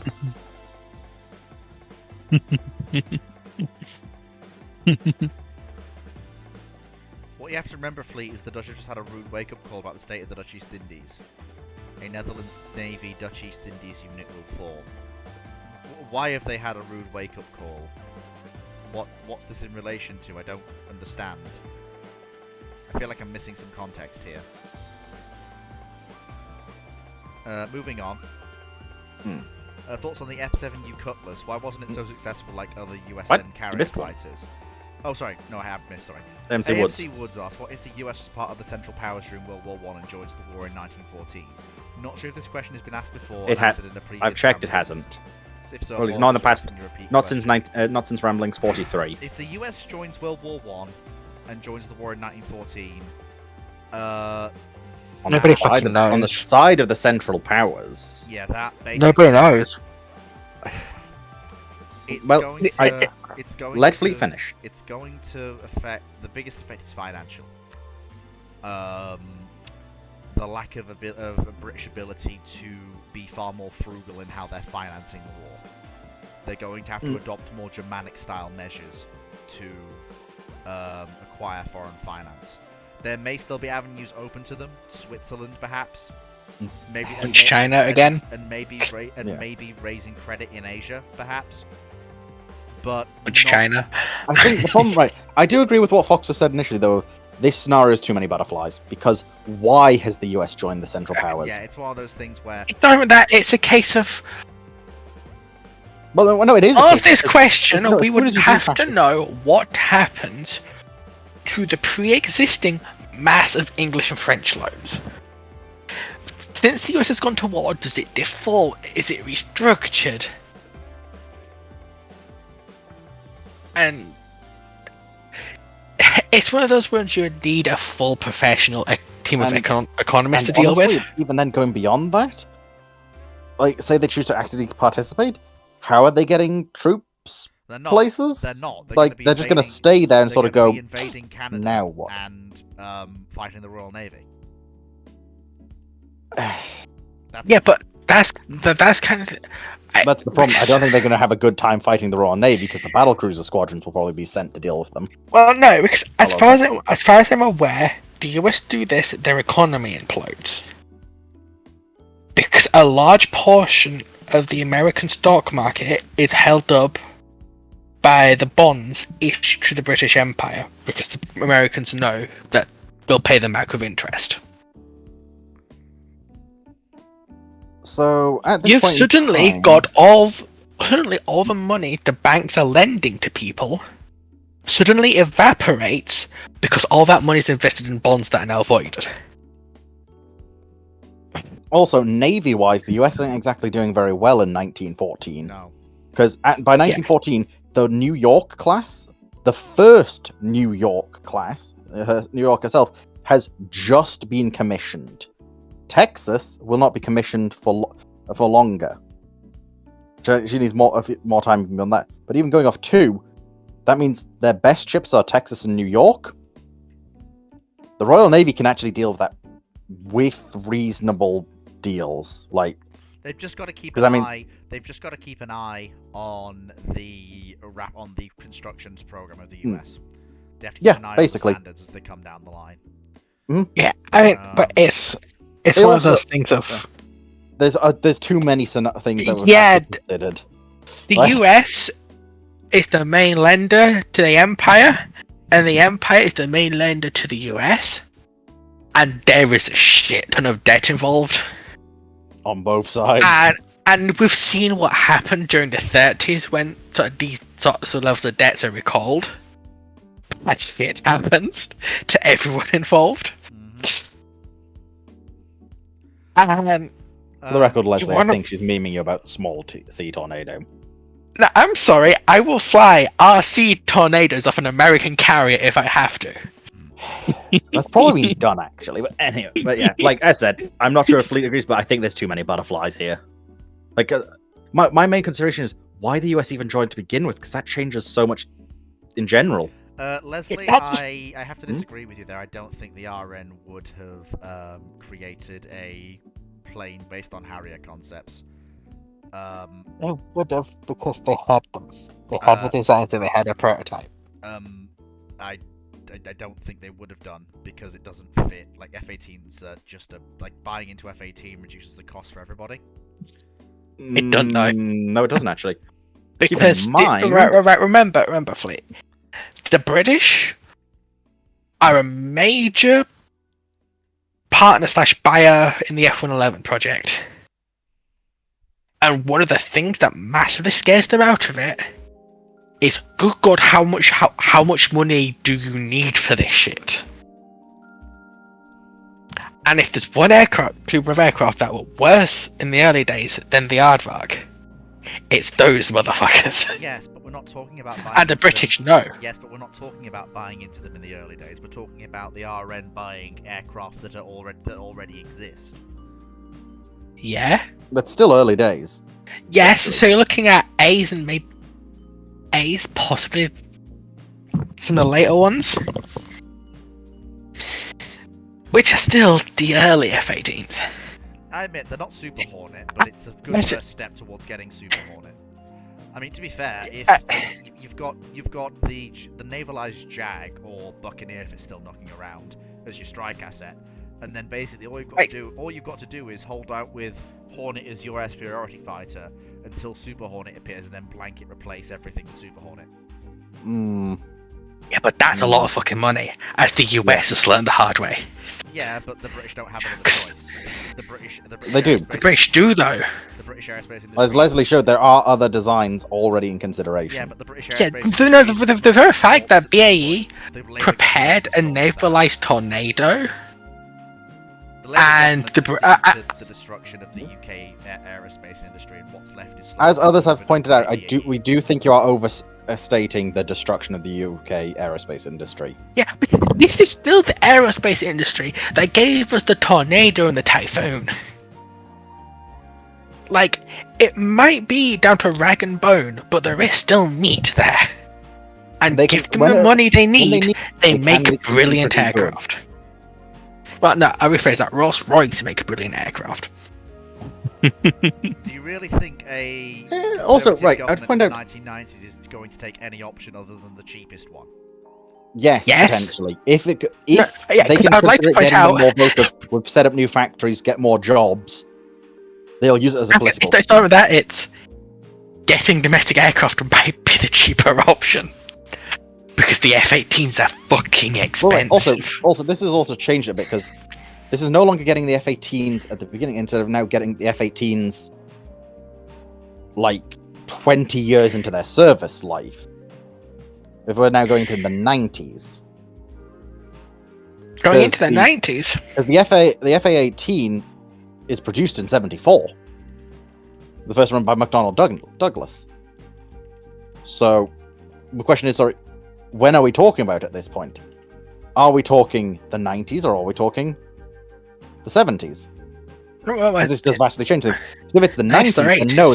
If it's the 90s, they're probably not going to base something off the Harrier, I feel. Because at that point, Leslie, why would they buy a VTOL aircraft when they have a Canobar carrier?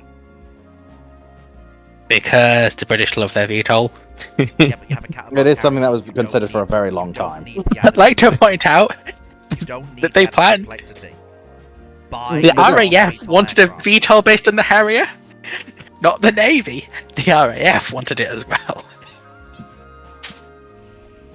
Look at its ability, because they wanted it, the RAF wanted an interceptor/low altitude strike aircraft based off the Harrier that could operate off helicopter bases. Yes, I know. We also but know that's not that- the RN. We also do know that the RN did enjoy the VTOL capability because in testing they realized VTOL actually allowed them to take off in conditions which a Catabar couldn't. There is true, but I do. It's a limit. I know that's a do much more question- limited thing. Yeah, I do but- question whether that's worth the increased cost of going with a Catabar program rather than a conventional fixed-wing aircraft. But this is just me spitballing. I don't know. I don't know what decision the RN would come to. I can only say what I would do because because I'm not inside the minds of the people who would be making these decisions. I can only base my judgments on my own personal thinking. It's the reason why the Ramblings host. We're not panel there yet, rarely- Benno, by the There's way. a reason why the Ramblings host panel doesn't always agree, because we're all We trying don't. to We look think, at different sources, perhaps. and we're all trying to think in different ways. But it does, Yeah. lead to, Okay, but it does lead to interesting discussions, and that's part. It's of like it. with the whole one Okay, with right, you and Hood okay. about the Japanese designs. I love that one. Just That was fun. realistically, I'll agree with Fleet that the F-18 is still a thing. But BAE, if the British are already buying Tornado, BAE have proven they can get a Tornado capable a tornado to be cat bar capable in testing. I could just see them going, okay, print us 72 more and make these ones carrier. The tornado is expensive, but we already have them, sort of thing. Like, that's my take on it. But yeah, there is. Shall we move on to the next question? Yes, because I don't want to talk about America. Just Calm give us down, questions I know. about Max Amara. No, yet. Don't listen to her. She's bored out of her mind, so she's saying question crazy 3. things. Thoughts on the F-7U Cutlass? Why wasn't it so successful like other USN carrier fighters? Why did the Navy never have any tailless wing aircraft after the Cutlass? Because the Cutlass fucking sucked! You're having to remind me. You're having to make me remember which one the Cutlass is. Oh God, that It's that one. Yeah, it's that one. Cutlass isn't even tailless yeah, I'll be either, back. technically. Like, if I'm looking at the correct one, the jet-powered one. Eh?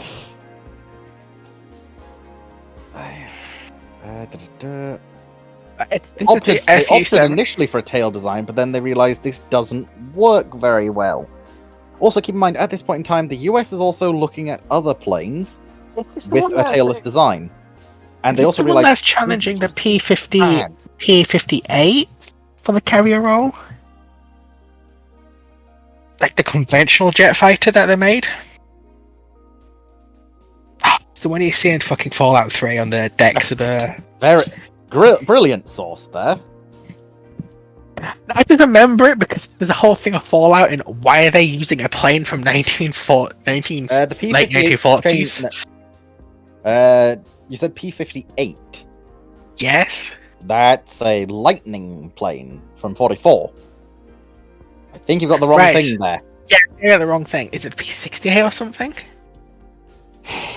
I don't think it's that one either, because if that's the...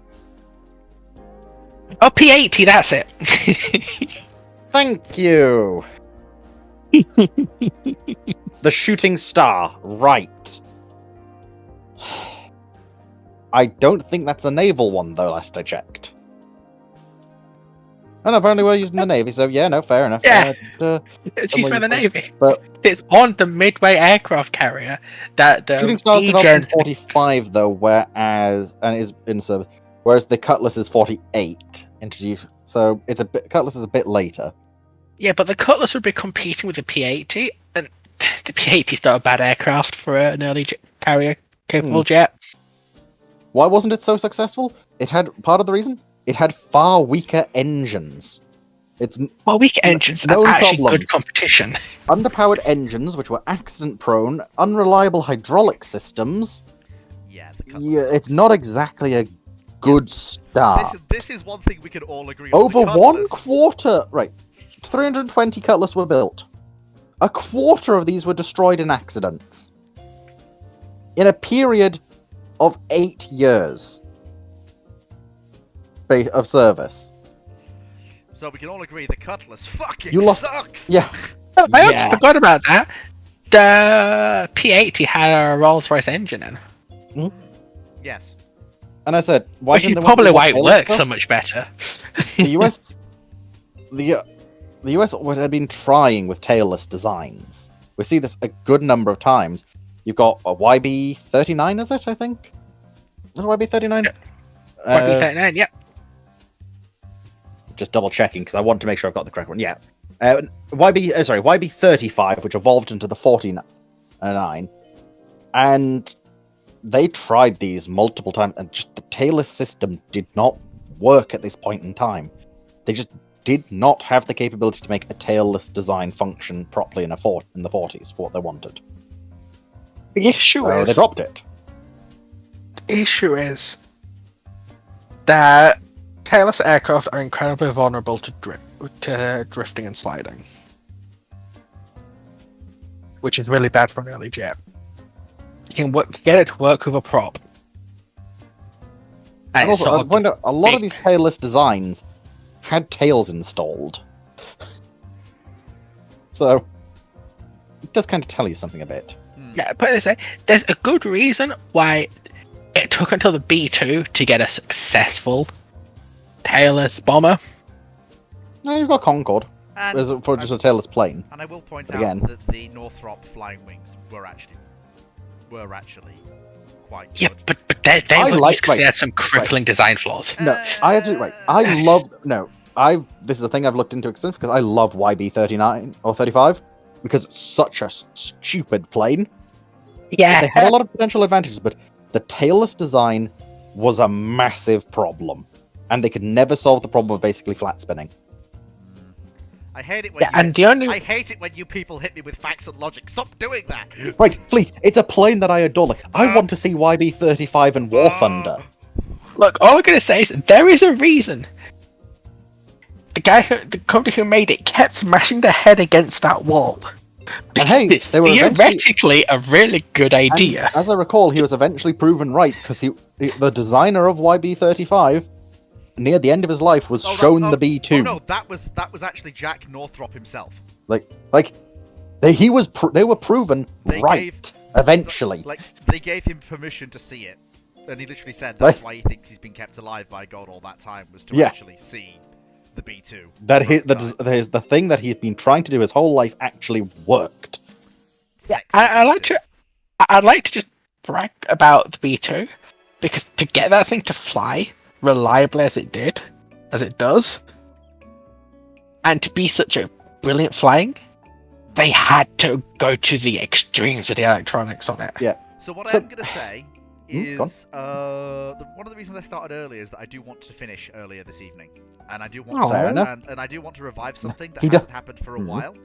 I Uh-oh. want to revive post ramblings video gaming, since it's Fair something enough. that hasn't done for a while. So we've got another hour, so we're going to try and charge through as many of these questions as I can, as quickly as I can.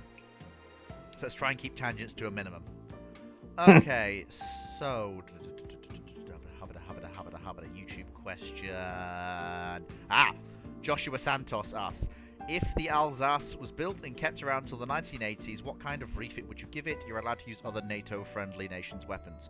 Regardless of what form her primary battery takes, that won't change. What matters to me is what she'll be refitted with. Given that she's been rebuilt in the 80s in France, I'm basically half convinced that you'll see Otto Malera 76s appear everywhere. Yeah, turned into a battle carrier. End of It's story. not turned into a Hmm. well. If it's Actually- if it's Alsace, she's got 3 triples, I think. Yeah, and no, 3 quads. Yeah, if it's Alsace, 3 she's got quads. 3 quads, and then she's. You're basically looking at if we're IO-wing her, you're looking at basically landing her entire secondary battery for a replacement with Otto Malera 76s, given it's the French. The design they went with, Wellesley, was 3 quads. Yeah. They had a choice between 3 quads and 3 triples, and they decided they've already got the quad mount. There was 3 Alsace designs, yeah. Yeah. Triple 15s, triple 16s, and quad 15s. Quad 15s just work as we've got the turrets in production. Yeah, just for you to. I am Like, not. it's quickest and easiest. Leslie, I am not a victim of the Dunning-Kruger effect. How dare you inflict Dunning-Kruger on me? No. Look, okay, if that's the case, why didn't me and Dragon fall on I that? don't. I think it depends entirely on what question we're asking, or what question we're talking about.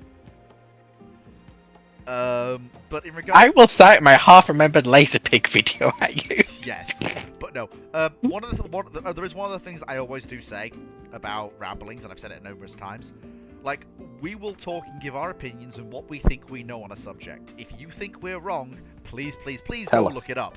If you've come to Well, us, look if it up, you've- tell us. Yeah. Whatever you wish. If you've come to us for an answer, we'll give you the answer that we think is right.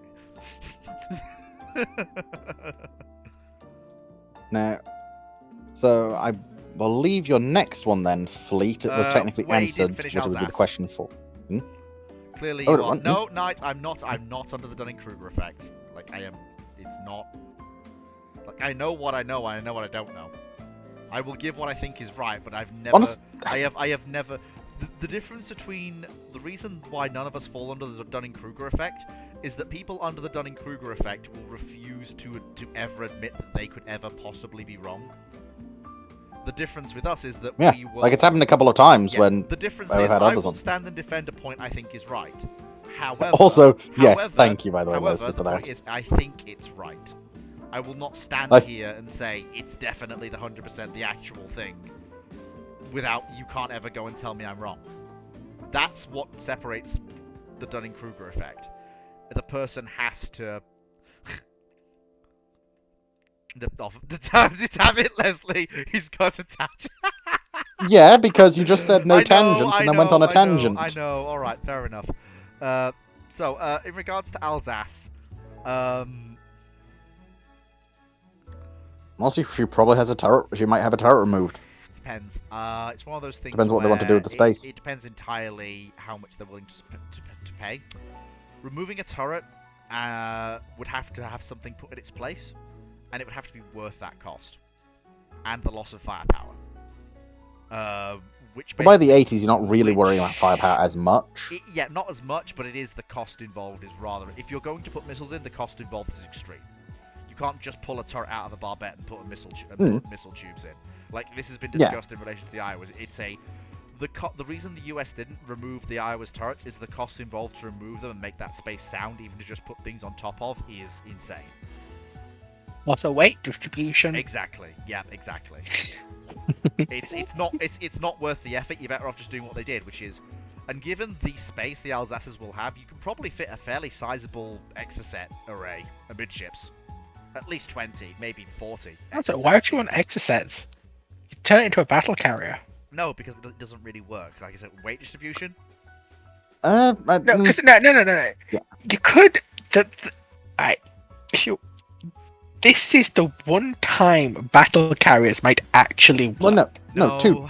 Because you've got the Jean Bart's where they actually work as well. Well, Jean Bart was like. The problem that I have is that. I'd actually say Alsace is worse for it than Jean Bart is, though. Yeah, the problem I have with that is that if you're refitting this battleship, you probably want to keep it as a large service combatant, which means you need to give it throw weight that isn't its guns, which means you need missiles. But you need missiles that are less vulnerable to shock, aka the shock of the guns firing, than others. So Exocet, which means Exocet, which has a known resistance to being close to guns going off, placed amidships, is a good choice, and you can probably get a decent. Doesn't Tomahawk also have that? It does, but Because the Tomahawks is what the Iowas use. Yes, but the difference is we're talking about a French battleship, and let's be frank, are the French going to buy missiles in from abroad when they can buy them at home? No, they're going to buy Exocet. No, I see them try Exocet getting reality checked by the fact the Exocets were Exocets and going for the Tomahawks.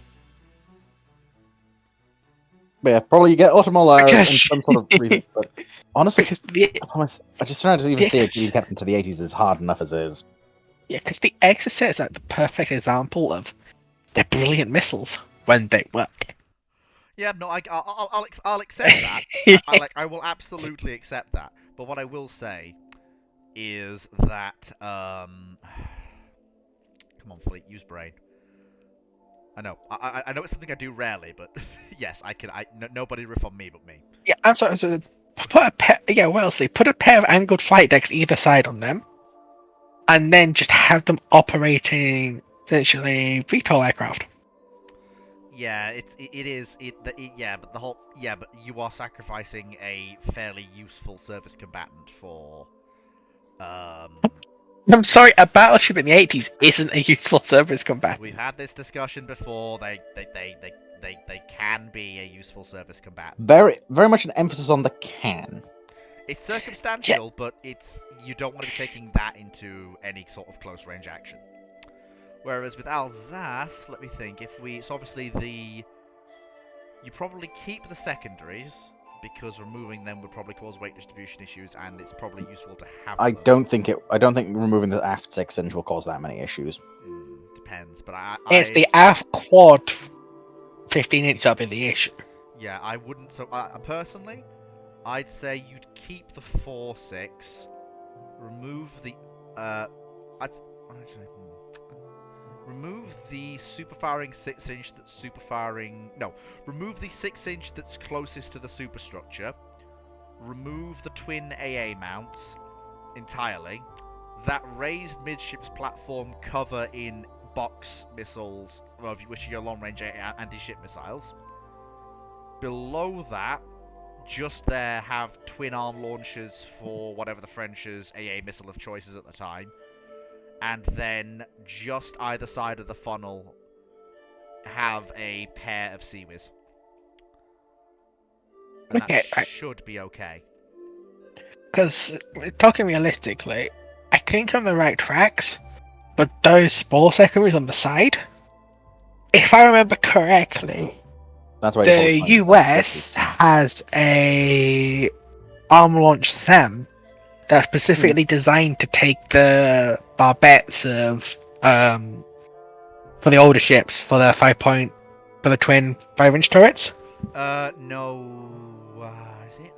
Are Because they have the mounts and the magazines that go in the barbettes. Are you not thinking of the missile system that slots into both as mounts? Because I don't think I've heard of. No, if I remember correctly, they had one for the 5-inch as well. Hmm. Because it was a 4 missile as an armament launcher with some missiles in. I mean, it's from much earlier, Yeah, I don't think but that. probably something like that, but retrofit it to be able to fire modern surface-to-air missiles, because that could be done. The system doesn't really work that way, and given the unique circumstance, you're probably looking at a complete rip out of the secondary battery and a complete reworking of the internals to accommodate these missiles.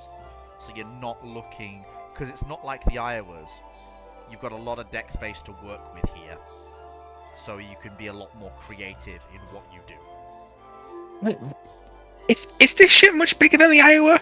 Because the Iowa's also just shit ton of deck space. It's No, like a good reason. It's not so much for them. bigger, it's just the way the secondaries and the AA battery are arranged on Alsace is much more open to rearrangement than for missile age weaponry than the Iowa's 5-inch guns are. Okay. But that's just me spitballing. I mean, you could turn the 5-inch barbettes into magazines. I don't think those are Do it. 5-inch guns. I think they're. What on the Alsace? Yeah, the twins. I think those twin. Yeah, the mounts- 100s. Yeah, which.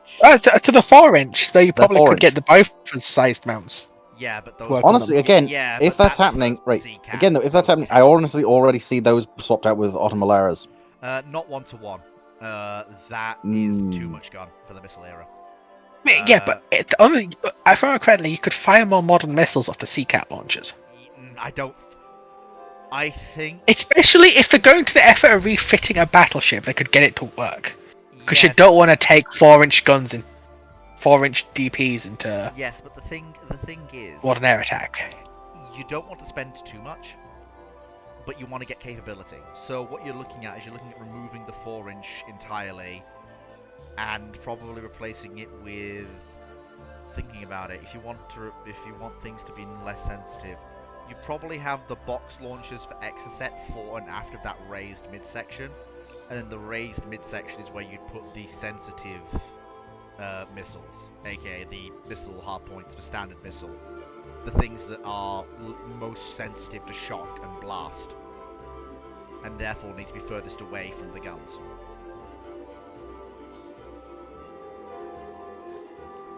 But that would just be my thought process. So, where were we? That was a YouTube question, wasn't it? Yep, Discord name. Apparently I'm quiet for people. I've not You're changed perfectly fine on Discord, Let so me just check my settings here let me just... Am I quiet for... how is that for everybody? Is that better? No, that's audio output. That's not my mic. Can I increase decibels even more? Desktop audio, mic audio. It doesn't. Yeah, you're fine on Discord. It seems to be a YouTube issue. That's weird. That's mic aux. That is. Audio output capture. That's what that is. That's that. So my mic is apparently being recorded normally. Why is that not being done? I can barely hear you over the music, Scorpions. Comment. Oh, the music is. Oh, is the music loud? Let me just deal with that real quick. 'Cause it's supposed to be quite quiet. It's always quite quiet usually in the background. Why is the mixing off usually? Wow, I really am quiet today. That's weird. Yeah, I would, Shouldn't be. by the sounds of it, yeah, the music's loud. But then again, you are a bit quieter in general on it compared to, but the music. Lowering the music would at least be one way of doing I've it for tried temporarily. it, but I'm trying to think because my mic. Can I go above? I can't go above 100. Okay, that's weird. What if I unmute input capture? What does that do? Let's have a look. What does that do? How am I coming through there? Is that better for everybody? Because that should be. You're not changing on Discord, so we'll find out what. That should be like double the sound on the YouTubes now. Double the sound. The fun has been doubled? I don't know. We'll see what happens. It's better without the music, but you're still pretty quiet. Okay, so that didn't change anything. So why am I quiet today when I was alright last week and the setting hasn't changed? Yeah, because I haven't changed anything. I haven't changed anything since last week, and I was fine last week.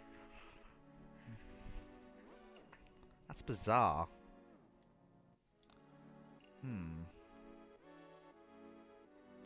Yep, Scoot. It'd probably be Mark 13. Single arm, probably. Why is it? Let me just go silent for a second. You're about the same as everyone else now. Okay, so now I'm fine. What did I change? I didn't touch anything. Okay, that's bizarre. Alright, sure, sod it. MacGuffins, why not? What's the worst that can happen? Ah, well. Discord question. Yeah, Discord question. You've got one by, what's it called, Gunnery Officer, but that was already answered in Ramblings 50. Yes, it was. So it would need the one after that. Which is basically your show.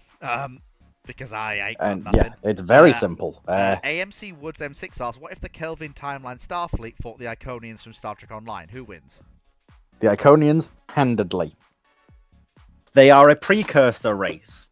The reason why Starfleet manages to beat them on our timeline is they cheat. They go back in time and basically alter history a bit and come back with an item that makes them not kill us.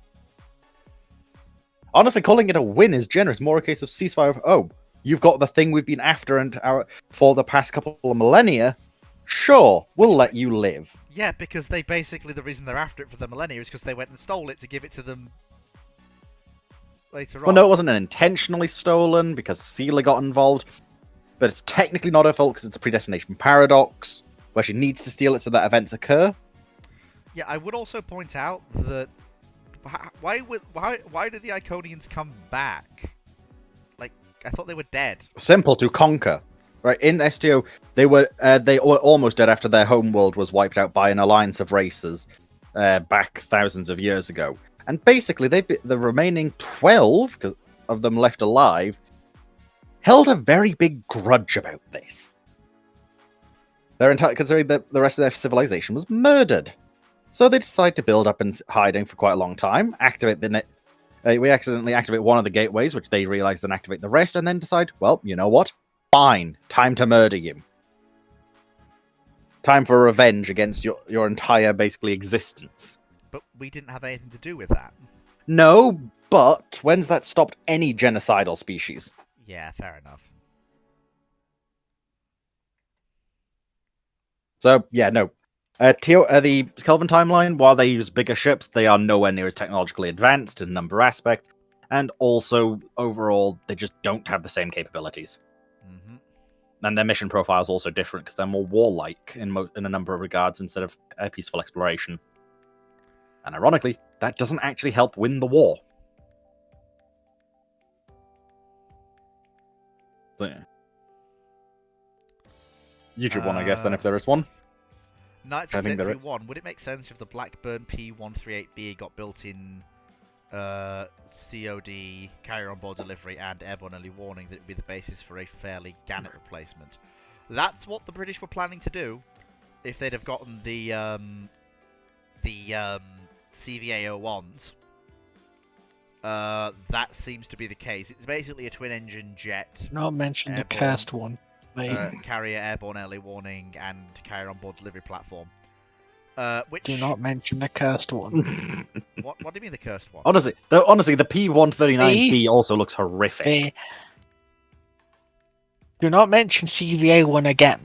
There's nothing I wrong like with it. Because CVA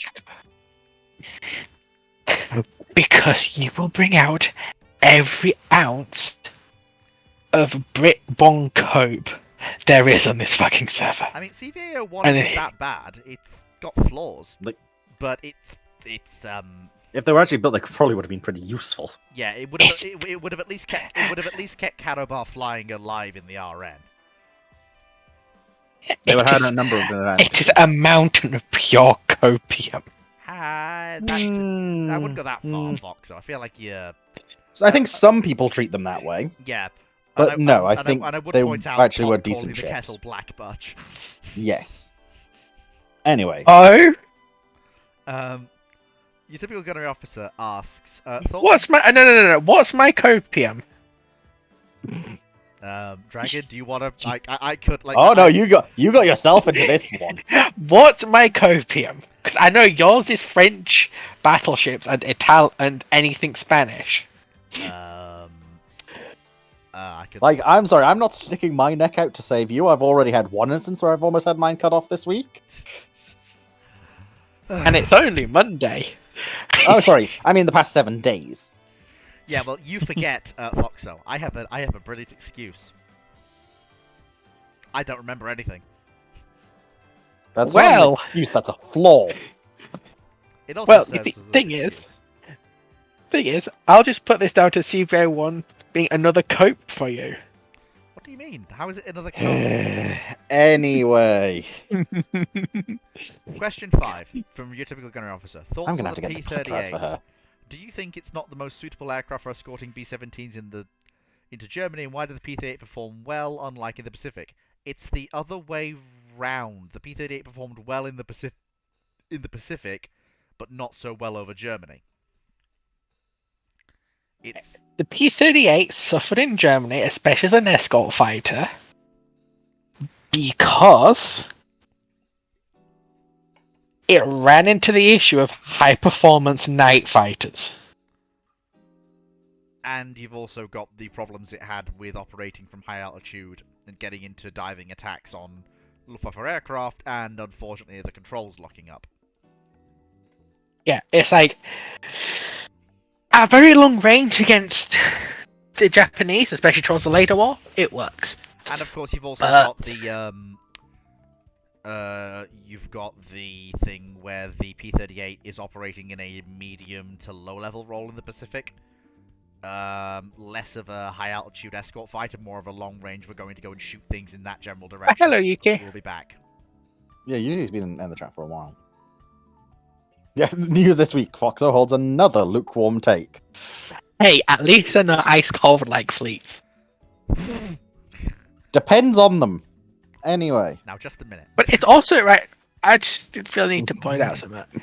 That a good reason the P-38 has so much issues is because there was already aircraft like it operating in theatre. And the Germans had counter doctrine to it. Yeah, they do. And it came in when they had aircraft that could effectively counter it. Yeah, whereas in the Pacific, the Japanese. Yeah. Also, yes, P-38 escorting daylight raids doesn't go well for anyone. Do you think the ME-110 is better than the P-38 is part of the question? Doing what? They're both multi-role aircraft that come from completely different schools of design. Like, I'd probably say, technically speaking, yeah, the P-38 is better for a number of roles, but yeah, like, P-38... Yeah. Honestly, P-38 just in most regards is better than a ME BF-110. The ME-110, if I'm getting my measurements correctly, that's the one that they put the quite That's the thing, extensive early air-to-air radar system, wasn't it? Later on, yes. Yeah, The one that actually became quite a deadly night fighter. Yeah, the concept of the Zestroyer aircraft that the Germans have, aka heavy fighters as heavier fighters, run smack bang into single-engined aircraft in the Battle of France. And I don't just mean Spitfires and Hurricanes. French MS-410s and the rare numbers of DeWitt 520s have a field day. Yeah. Which is why sort of the heavy fighters for everyone, aside from the Americans, become they're the night fighters. Like, unlike, say, a Spitfire, you can get the equipment on a Buford, a Beaufighter or a Mosquito to effectively fight at night. I mean, you can also get You it on can't on a You Spitfire. can also get it on a Beaufort, but it just won't be as Yes. I don't know. So that tells me if you sent up Simon from Wales up in that quad foot system 6.2s, you'd have a whale of a time at night in that little bubble turret of his. Now, if it would be effective, that's a different question. So what's next? YouTube question. Yep. It's the one I've got absolutely no clue about. It's the one I've been Would it have reading. been better in hindsight to go for the Hawker Oh, no, Siddeley it's this one. HS-1202 as the basis for the Tornado, as it's basically the British F-16? No. The whole point of a Tornado was strike aircraft first, fighter second. Yes. The Tornado is The designs, the Tornado is the best design for the Tornado role. Like, all the other proposals don't do the Tornado role as good as the Tornado did. Which is why the Tornado was chosen. I don't know, yeah, but the early F-16s weren't good ground attack aircraft. No, they're fighter aircraft. The Tornado is... Yeah, they're very much aircraft that have the carrying capacity to be turned into good ground strike laters. Yeah. Yeah. It's also worth pointing out that the F-16 is less of a multi-role aircraft than the F-15 is. It's only later on the F-16 shifts into that role from being a light fighter. Although I will point out a light fighter in relation to the F-15, not a light fighter as a concept.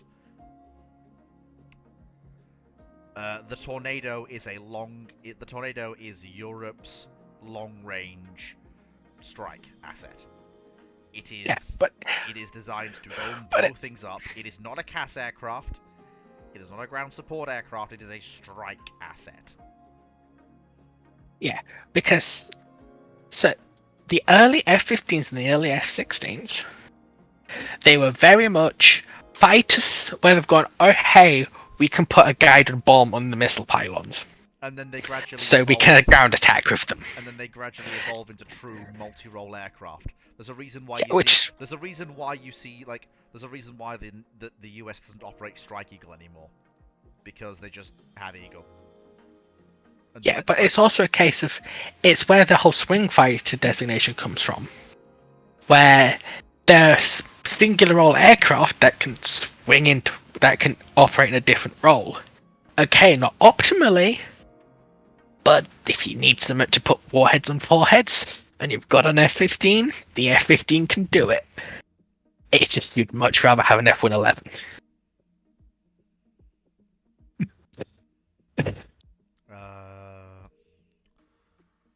Where? Yeah, that's what Moe said. If it's got missile locks, a missile lock can be a bomb lock. You people are running away with questions now on a regular basis, and I don't know if Fleet's able to keep up with you at this point. This is one of those days where I'm not really feeling... What do you mean by run away with questions? As in you've got too many? I'm not even out of the first half hour of questions, and... Oh, no, you're not. Like, give me a sec. I'm... Yeah, I mean... Like what Moe's saying, the money for the specialist aircraft went kaboom. Yeah. When the Soviets died. Yeah, Knight. The problem is that the British don't need an aircraft that can do fighter and strike. They need Tornado. They need a dedicated long-range strike asset. Yeah, a Tornado is a strike aircraft that can defend itself. And can later on be the airframe can be adapted to a fighter role. Because during wargame exercises, the American Air Force quickly found out that just because it's a supersonic strike aircraft doesn't mean it won't have 2 AM-9s under the wings. Alright. And if So you get cocky, it will bap you. Currently, Fleet, you're at 10 out of 35 questions Oh, from Discord. joy.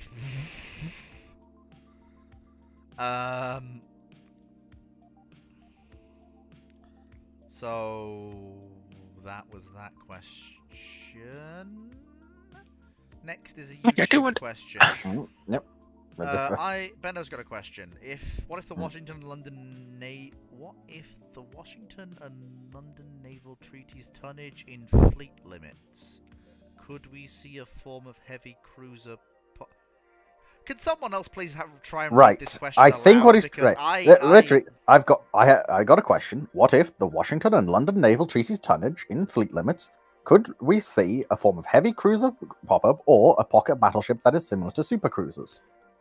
Basically, I think that's saying, if I'm assuming this is the meaning, if they allow greater tonnage. Aha! Well, you're not getting to retire early this evening, Fleet.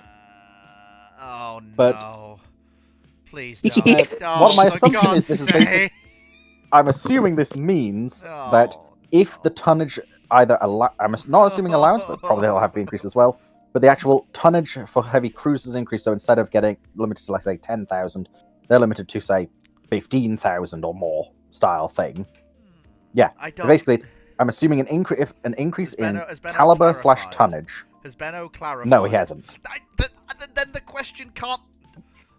The problem. Well, the right, problem tonnage can with- only refer to the prob- two things here: the problem- tonnage limits or tonnage Total. displacement limits. Yeah, The problem. the only Yeah, the problem is that unless that question is clarified. Give me a moment. I'll go beat him over the back of the head. Okay, right. We'll skip here and we'll get clarification because Yeah. where Benno lives. And how are you doing, Clark? Hello, Dr. Clark. You seem Enjoying life. you seem in a good mood. Let's Yeah. see. The British Gas team managed to finish the installation instead of taking 2 days in 1 day. Wait. Admittedly, they arrived at 8 AM this morning, and I've just seen them go 5 minutes ago. But they finished it. never underestimate British Brilliant. gas, apparently. I now have a working boiler. Hooray! I have central Right. heating. I'm It's an amazing limitation on- invention. I can tell you, it's this newfangled thing called central heating is really great. I'm sure it'll catch on. Yeah, so Admiral- apparently a limitation on capital ship destroyers, cruisers, and carriers. What do you mean more? Like, do you mean as if they're limited even further at heavy cruisers? Okay, over which cruisers? treaties are they referring to? Washington Let's and start off with London, that. they've said. A limitation. on Washington capital has no ship- cumulative. Washington has no cumulative limits on anything Mhm. below 10,000 tons. Yeah. What So do you, basically, Yeah. He said Hmm? limitation. So- Let him finish. Let Clark finish. so in a nice way, the moment you start getting to individual categories below that, you're talking about London treaties and beyond. Hmm. So if they're just talking about tonnage limitations and cumulative individual ship tonnage limitations, which is the only thing which you can stretch across for ships below capital ships and carriers. The example usually given is the the requirements are based on the Hawkins class. And if the Royal Navy had gone for the 9.2-inch gun option for the Hawkins class, it would have been 12 to 15,000 tons in standard, depending on which variant they go with. And that would have raised the tonnage limitation. You wouldn't have seen pocket battleships develop, but you would have seen something approaching a true heavy cruiser. Rather than what we got, which was actually a sort of a large light cruiser. I'm Because trying to that come was up literally what the Hawkins were called. The Hawkins were literally large light cruisers. Like the Courageous class and Courageous, Glorious, and Furious were technically called. I feel there's a But bit of a Hawkins difference actually between are those large two. like that. Yes, there is, but Hawkins class actually are large light Yeah. cruisers. They're basically supposed to be enlarged versions of the towns, not heavy cruisers. They're not armored cruisers, and that's one of the reasons why it caused such an interesting run up to World War II, where you end up with this whole idea of these heavy cruisers being these very small things compared to capital ships, and they really weren't historically. Historically, usually a heavy cruiser was the next line down and was something you really didn't want. Even a battleship didn't want to really come across on a dark night because, given half a chance, they could get some quick, hard, nasty jabs in and possibly do some severe damage. Or the equivalent of a heavy cruiser, which was the armor cruiser prior to it. Wait, hang on. I think so. So basically, the question coming in, it should actually not be about referring to pocket battleships because they didn't exist. That's entirely a paper talk I'm for having for some heavy cruisers. Alright, can we just skip this question because it's poorly defined? Yeah, because Desert Fox, so Dragon, you're missing out the best joy of this question. It's causing Fu to have a headache. Oh yeah, like it's a more case. So shall we carry on this question for the next 5 minutes? The clarification. No, it's giving me a headache. The clarification is trying to create I don't like where headaches. capital ships are less important in the up-and-coming wars, doesn't and that the narrow it heavy down! cruisers are the new capital ships. That But the still problem doesn't is- narrow it down. But the problem with saying that is, if you've done that with the treaties, surely people will just go, You're walking. "Why are we going to agree to be limited to heavy cruisers again?" You're replacing capital ships with heavy cruisers? That And doesn't. you're not allowing Apparently. people to build capital ships? Oh, so that scenario. Oh, well, in that case, you'd be just... no one would turn up to the treaty. You're sort of sitting there in a very empty room, wondering where is everyone. It's the kind of case, it's kind of like when the Americans suggested the British should get rid of Hood. The question was, so how quickly would you like us to move out of our hotels? At which point the Americans went, well, actually, if the British aren't part of this treaty's schnookered. Yep. Luckily, Because for the British, it was a very simple. For the British government, it was a very simple political decision. We announced we're getting rid of Hood, our newest battle cruiser. We might go home and get burnt alive, or we might just lose an election. We can pick which one we want. Or we say we stood up to the Johnny foreigners when they tried to demand it, the upstart foreigners, and came home, and we'll go home as heroes, and then we'll deal with the other fallout. In a nicer way, politicians tend to not think about things like, other strategic concerns. They think about their own survival. And we are talking about a nation which literally had a campaign where the Treasury wanted to give 4, the Navy was asking for 6, and thanks to the way politics worked out in the UK, they got 8. Yeah, I just love that. That is an idea of wanted 4, wanted 6, so we both agreed to settle on 8. Like, huh? The funniest one would be if they've got 10 of them. Because then it would just be, we put the demands together. It would be, but I think... Joke. Look, at one point there was an honest chance where where there was someone suggesting that the option they originally how they got 8 was they basically said, well, you can have 4 and we'll give you 4 more if the situation requires it, and then very quickly the situation required it, so they got 4 more and it was 8. It just Their original idea had been to suggest the Navy had originally tried to get them to give them 8 more. So what? Oh, if you give So us it 8, would have been 12. Basically, the Navy had said, no, you give us 2 definite, or you give us 8 as a potential. That's what the Navy had sort of considered putting forward and pushing in. And so the negotiation down to 4 more is actually a thing, That sort of but there is the actual potential that the Treasury wanted 4, the Navy wanted 6, and they ended up getting 12. Could have actually been a historical event. Good lord. honestly, that would have been pretty cool to see. At which point, the French ordering 15 capital ships at the same time would have been outnumbered by the number of ships the British were ordering. And also, let's consider what happens then when you've got them built, because you probably do complete at least 6 of the R-class as battleships, but historically you convert 3 ships into 2. For battle cruisers. If you do that with 6 ships, you convert them into 4 renowns. Sounds good to me. That then changes the treaties even more as you go on, because if you've got Hood and 4 renowns, have you got Hood if you had 4 renowns in the first place? But that's a whole other debate. Or definitely, would you have even ordered a battle cruiser rather than, at the very least, a battle cruiser, 2 words, which is what the Admirals were originally ordered as, i.e. something which was an economic warfare-orientated vessel, or a Tiger-style battle cruiser, 1 word, i.e. designed to fight other battle cruisers, or a fast battleship attempt instead if you've got the Renounce. In which case, of course, if it's the fast battleship design, that probably doesn't get slowed down by the Lessons of Jutland, because a fast battleship would fit in with the Lessons of Jutland because of its designing, and you wouldn't be reworking it from economic warfare battlecruiser to fighting other battlecruisers battlecruiser. In which case you could end up with all 4 admirals completed prior to, roughly before the end of World War One. In which case the Royal Navy would have the 4 admirals, the 4 Renowns, the 6 R-class, the 5 Queens, as your 15-inch gun ships.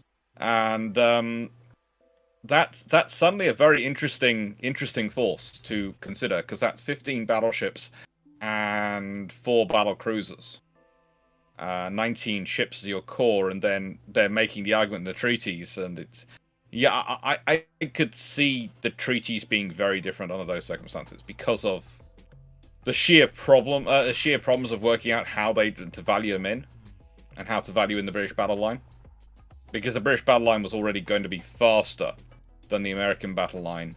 At that point, you've got the R's, whilst not that much faster, the Queens are fast enough to have a commanding speed advantage over the standard battle line. And then if you've got some 4 fast battleships and 4 battle cruisers, it's suddenly a very strong, very heavy battle line going into the Washington treaties for you to negotiate against. So it could be a scenario where the Americans end up going with the treaty limits of 20 capital ships for both Britain and America, and 10 carriers for Britain and America, just to try and make sure they have even numbers, because they could still fulfill the 20 capital ships of existing orders, because they'd just be competing the Colorados and Lexingtons.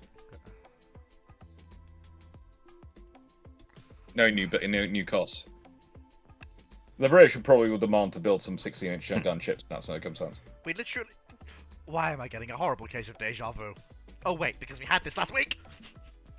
No, we had a similar thing last week, not the same. They are legally distinct. And I spent 40 minutes to get myself right back to where I started, which was hilarious. Yes.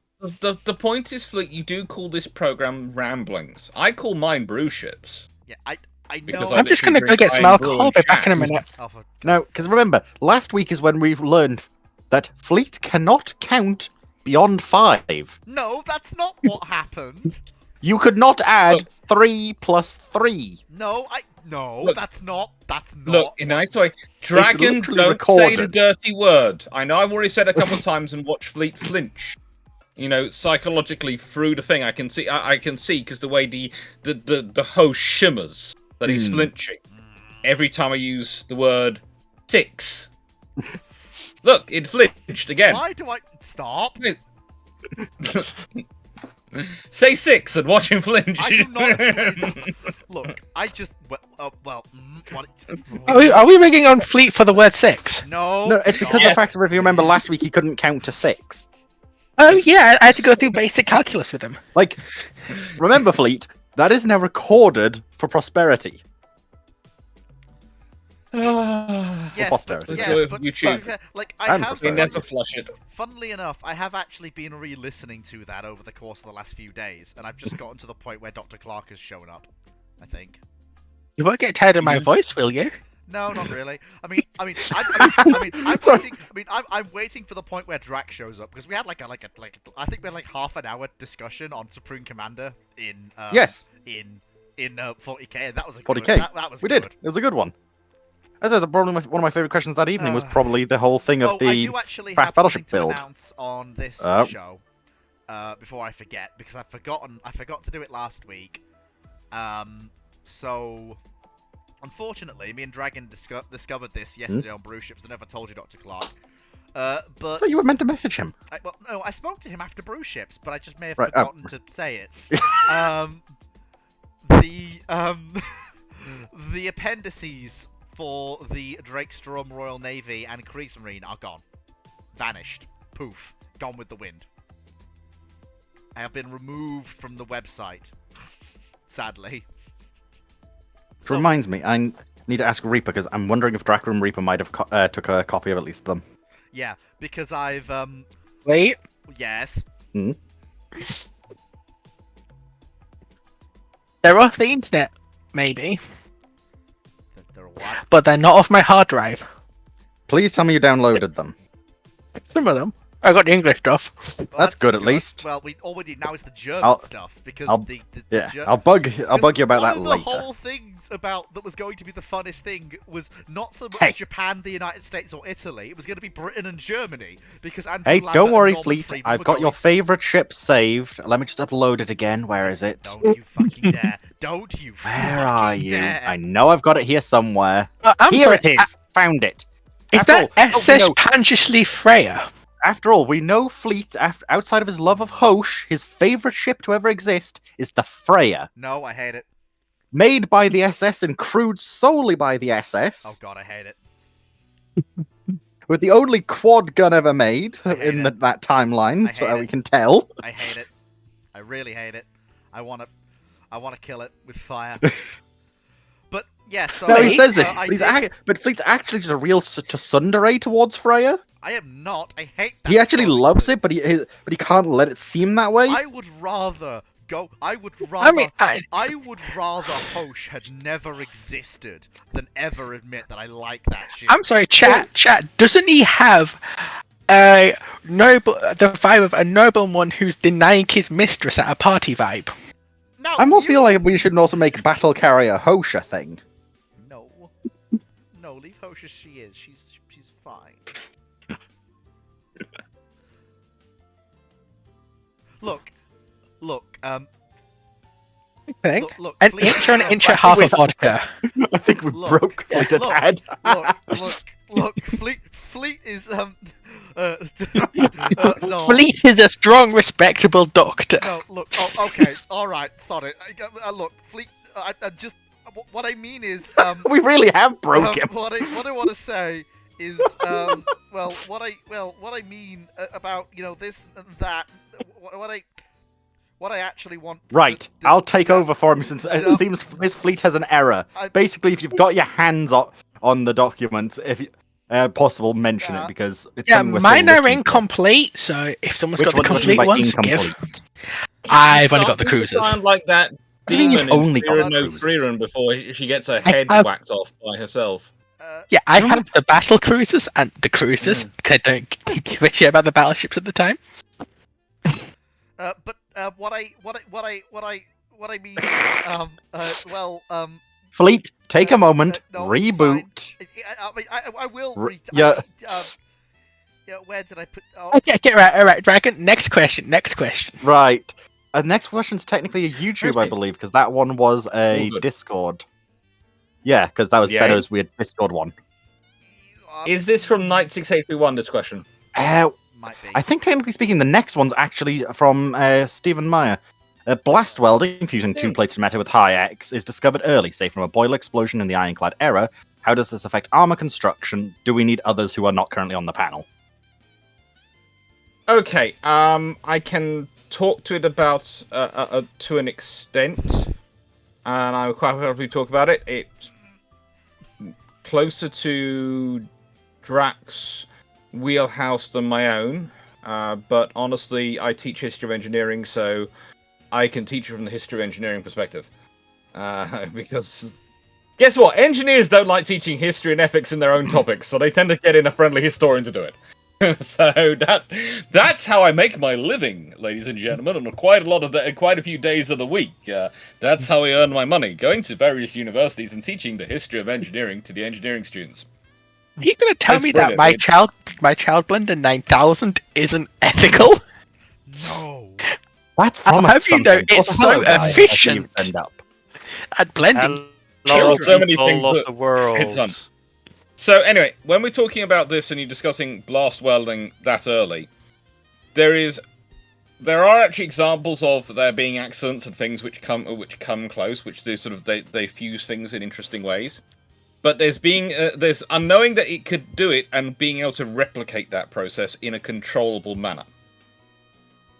It's like we know the sun works by fusion. We know my that. God, this really is deja vu. But we don't really have the ability to get fusion to work yet. We know it happens, we can see it happening in front of us, but I think the longest we've managed to achieve a level of fusion for was about 10 nanoseconds, but I may be wrong. I haven't read the papers of 2024 papers yet on fusion and the latest updates from the various scientific journals. That's usually one of the things I treat myself to reading every Christmas. Just to see how far the progress has come. This is a fun thing to do, by the way. If you have specific topics you're interested in, and they're not really your field, but you set aside one of the holiday periods you have in a year, and catch up on all the reading in that sort of holiday period, so you can read it all together. It provides you a really nice insight to how things have gone, and by being a year gap, you can see the actual progress. Whereas if you just read them sort of jump in every month, it can look like they are not doing much and not achieving much. When actually some of the success is quite astounding. It's a fun thing to do. It's what I usually do roughly. It usually reading the papers takes me between December the 10th and December the 15th. That's usually those 5 days. Then I have other topics which come up. But the point is, when you go back in time, sort of look at these things, if you know the concept, it's possible, you can start experimenting earlier and pushing harder towards it. But you're probably not going to get there much earlier, because you need all sorts of things to come into place for you to actually make it work efficiently. And actually be able to do it effectively. So you might bring it forward a little bit, but in the end, probably won't change much. Because, again, it's the king of, I can see this happening, but can I replicate this with the technology I have available?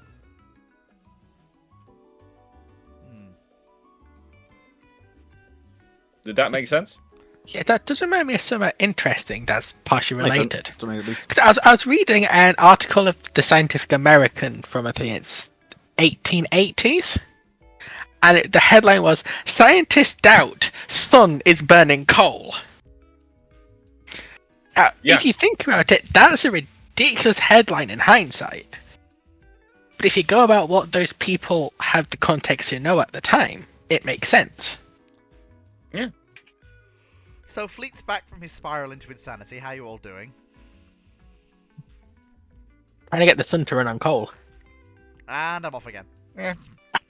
That's always fun.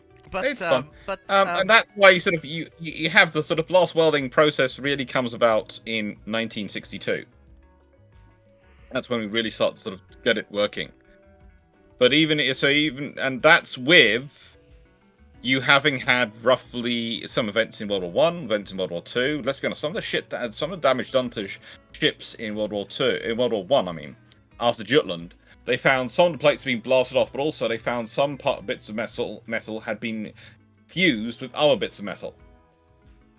So they actually see that in World War One. Now, let's say you take that back and you go, there are some ironclad events, and let's say the steam boilers really go bang really, really well. Then who knows what could happen. And they do that earlier. Well, from World War One, with all the technological development of World War Two, and all the stuff going on in 20s and 30s and 50s, and the onset of the Cold War, it still takes to 1962 for it to be patented, and it takes till pretty much 1970s for it to be practical. So you move it back to the ironclad era. Yes, you're moving it back maybe 30 years, but when you consider all the technological developments that go into making it actually work, you might have worked out the principle 30 years earlier, but actually being able to deliver on all the metallurgy and all the systems to get it in place, that's probably still at least going to take you to the 1950s. So it's in effect not going to have any effect on the battleship era. It's going to have effect on some of the ships being built in the 1950s. Maybe. Probably, definitely will in the 1960s ships.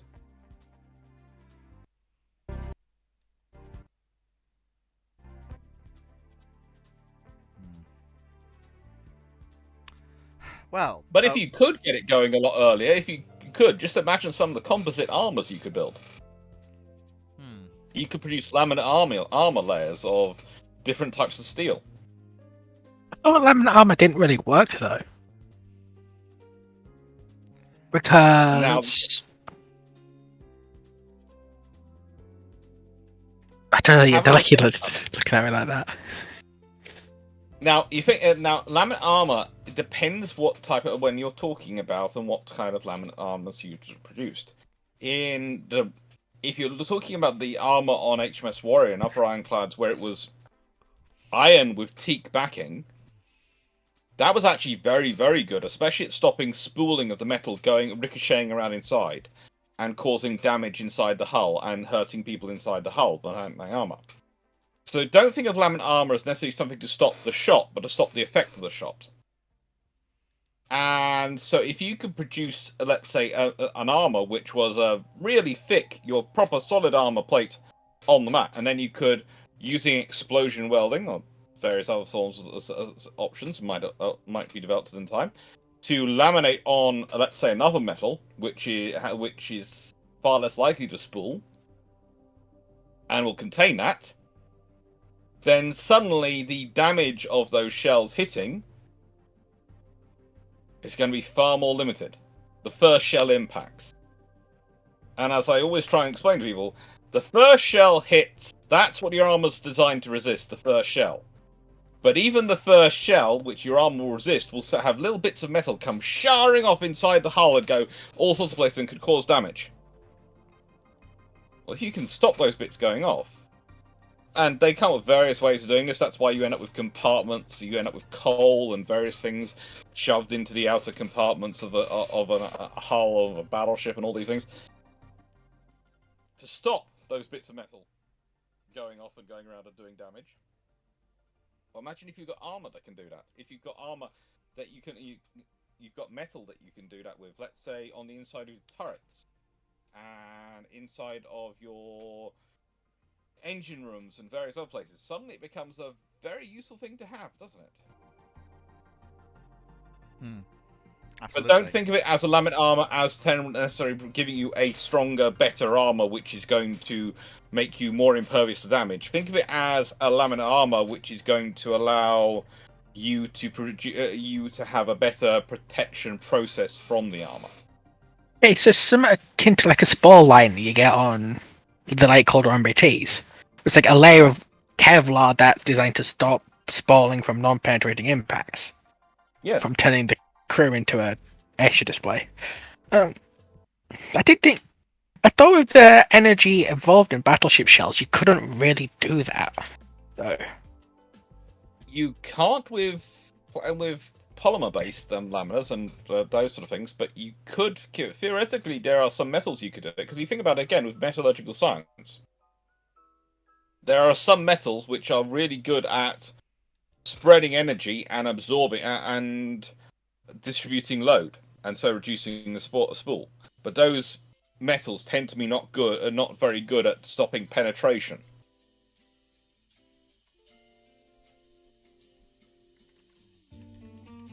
If you think about different types of metals. So basically,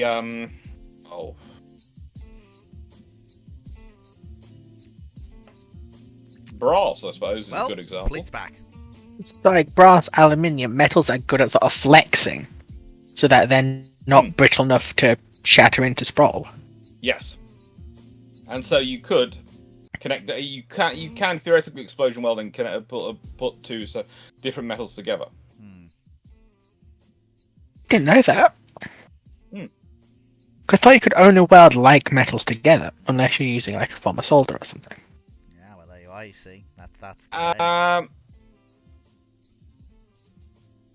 Explosion welding has been used on what's called homogeneous plates, and has been in the process of doing so for quite a lot of time. It's been analysed at several different points. Basically, it's a good method of welding for welding things which are not conventionally weldable.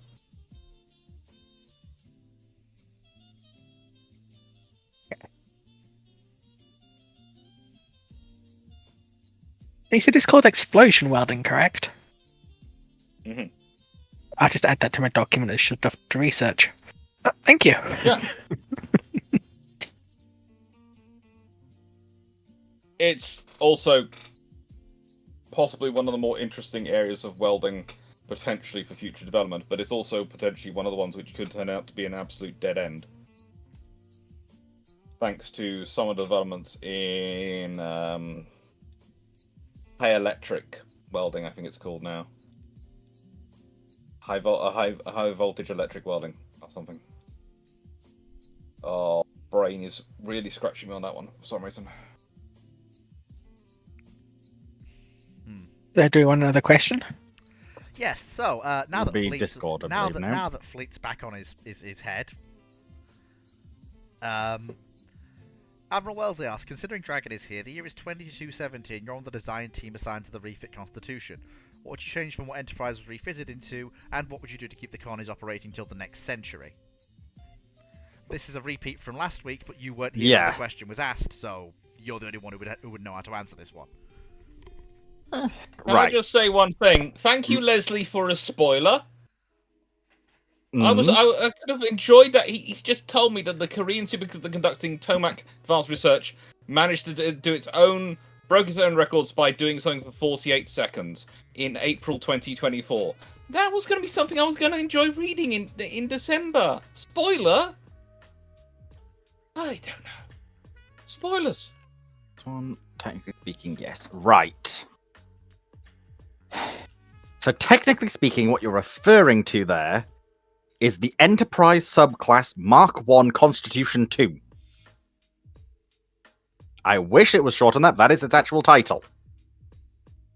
That they entered primarily service in 2273 at a length of 305 meters, 141 meters wide, and 71 meters tall. Though technically speaking, 78 depending on subvariant. Honestly, I wouldn't change that much personally. They're good all-round ships. In my opinion, I would end up probably giving it more torpedoes, as well as more phasers. In the TMP era, you have what's usually phaser twin ball turrets. In the cases where they aren't, they are sometimes triple. Basically, upgrade them to triple banks, so you could potentially go from 18 to 24 phasers across various different decks. Shuttle Bay works perfectly fine. Average, I maybe stick some extra rear-facing torpedoes in as well as forwards. It really comes down to basically what you're trying to expect out of them. Really, I'd try and want to use a different ship, technically speaking. What would you do to keep the colonies operating till the next century? They technically speaking already do. And I don't like that, personally. Yes, it's a Star Trek question, Yuki.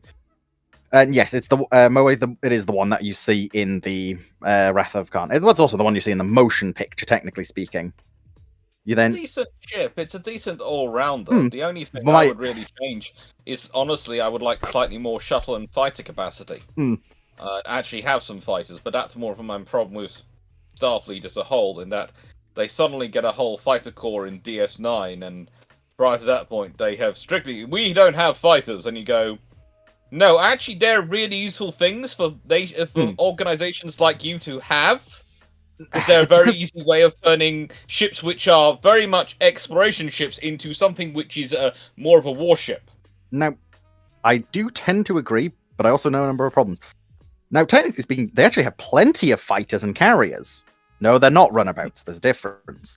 But these are mostly in the secondary sources, where they actually get proper fighters, such as the Ark Royal class carrier. That's my problem. It's always in the secondary sources. It's never featured on screen. No, Yuki, the Federation is not a military force.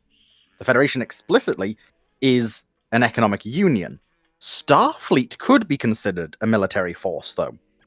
Remember, Starfleet and the Federation aren't technically the same thing. Where in DS9 are the fighters? Peregrine-class starfighter. They are shown through multiple battles. One of the problems with fighters in Star Trek, and it's why people have a problem with them in DS9, is we've seen fighters used in other instances, and fighters just get popped. Very, very quickly when used against starships of more advanced grades. For instance, we see one where I think 20 fighters attack a Galaxy class, and within 5 seconds all of them are dead. So but that's rule of cool, not rule of reality. To a degree, but it's the fact that targeting is so good in Star Trek that they can hit these very precisely. Depends what the fight is doing, admittedly. That's true. But the trouble is, if you're doing that on the fight, if you're concentrating your fire to do that on the fighters, what are the enemy cruisers doing? Yeah, that's why I think they work in DS9, because there's a bloody huge fleet battle going on. They're exploit weapons. And it's the same with single ship combat. Hmm? If you're a ship on your own, off doing exploration, having some fighters, not just shuttles, with you makes a lot of sense. Something which you can send for reconnaissance, and something which you can also position to give you overwatch of an area, in terms of defensive capability to intercept things which could be coming your way while you're doing investigations. Because exploration is going into the unknown. Yeah. And it's one of those things it's one of the funny things I find with Star Trek is that they always talk about they're going into exploring, they're going on 5-year missions to explore the unknown territories. And they're sending a single ship on its own. Have a look at the times in history anyone sent a single ship on its own to do such missions. And look at how well they worked out. And secondly, and this is also those ships when they're going, they're sort of going right. We're going off like this, and we've got shuttles, and we've got these things. You're going off into the unknown. You're going to be completely on your own with no support for potentially up to be 5 taking years. Something with you Mm. to give you options. You're kind of limiting your own options going into this when you're going away for 5 years on your own as a single ship. It's why I actually quite like in the Project Full Circle novels. I need to quickly find the ship. Nope, not that Achilles, the other Achilles. There is a ship which is basically entirely designed to be a factory ship. It's a fleet of, I think, 9 to 12 vessels. So it actually makes sense. We're going back to the Delta Quadrant to explore. Let's actually this time come with a reasonable support group. Yeah. And the Achilles herself also comes with... Is it this one? Yeah, the Muckibur class starship. It comes with 24 smaller support vessels that it can launch from hangars. That are basically small starships. With weapons, phasers, full shielding. And the whole point is, if we get into a fight, all of a sudden, our fleet of, say, 9 ships becomes 30 ships. Yeah. Lot scarier, a lot more things they have to deal with. Also, a lot more no, the attack. Yeah. Also, but honestly, no, the whole 5-year mission things aren't a TOS propaganda line. They're actually done even in the 24th century. By the 25th century, you're getting to 10-year missions, 12-year missions. Yeah. It's absurd. And you're sending off a single ship for 12 years. Doesn't matter how good your communication system is. There is no way you should be sending a ship off in such a scenario, in such a hazardous world as space, hazardous environment as space, on its own for 12 years. It doesn't matter if you have the best self-resupply and repair system known to mankind aboard that ship. You do not send it off on its own. Yeah. Not unless you're stupid. Especially not when you consider the Federation are sending out the Galaxies, which they're equivalent of flagships, their biggest, most beautiful assets, on their own. If you come across against a bad actor out there, someone who doesn't like you, they can literally surround and wipe out one of your critical core assets without you being able to do a jot about it. While the Galaxy class is incredibly powerful by itself, one Galaxy class is strong. 10 enemy cruisers? That's better. Stronger. Yeah. Cough, cough, yes, it is Enterprise. Yeah, you see one Ambassador class starship versus at least 3, and at the where it's coming from, 3 D'Deridex style warbirds, or versus 3 Klingon warships. It doesn't go well for them. No. That's the scenario, and this is why I could never understand it. It was a case of, why are you doing this? Primarily, it's our most capable ship.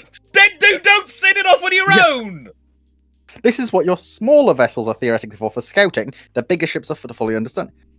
Basically, what you should be sending is a pair of Intrepid-style vessels. That's what more like it. What I have to assume in the grand scheme of Starfleet is the fact that they say it's a 5-year mission off by themselves. But no, it's your 5-year mission is for this section. Another ship has a 5-year mission in this section. You're within range where you should be able to get to each other in short times. Like, But they never discuss it like that.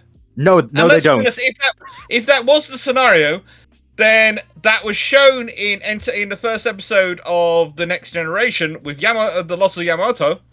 And basically, that showed they couldn't get there in time to prevent the loss and the loss of all the crew of Yamamoto. No, right. The 5-year mission primarily is exploration.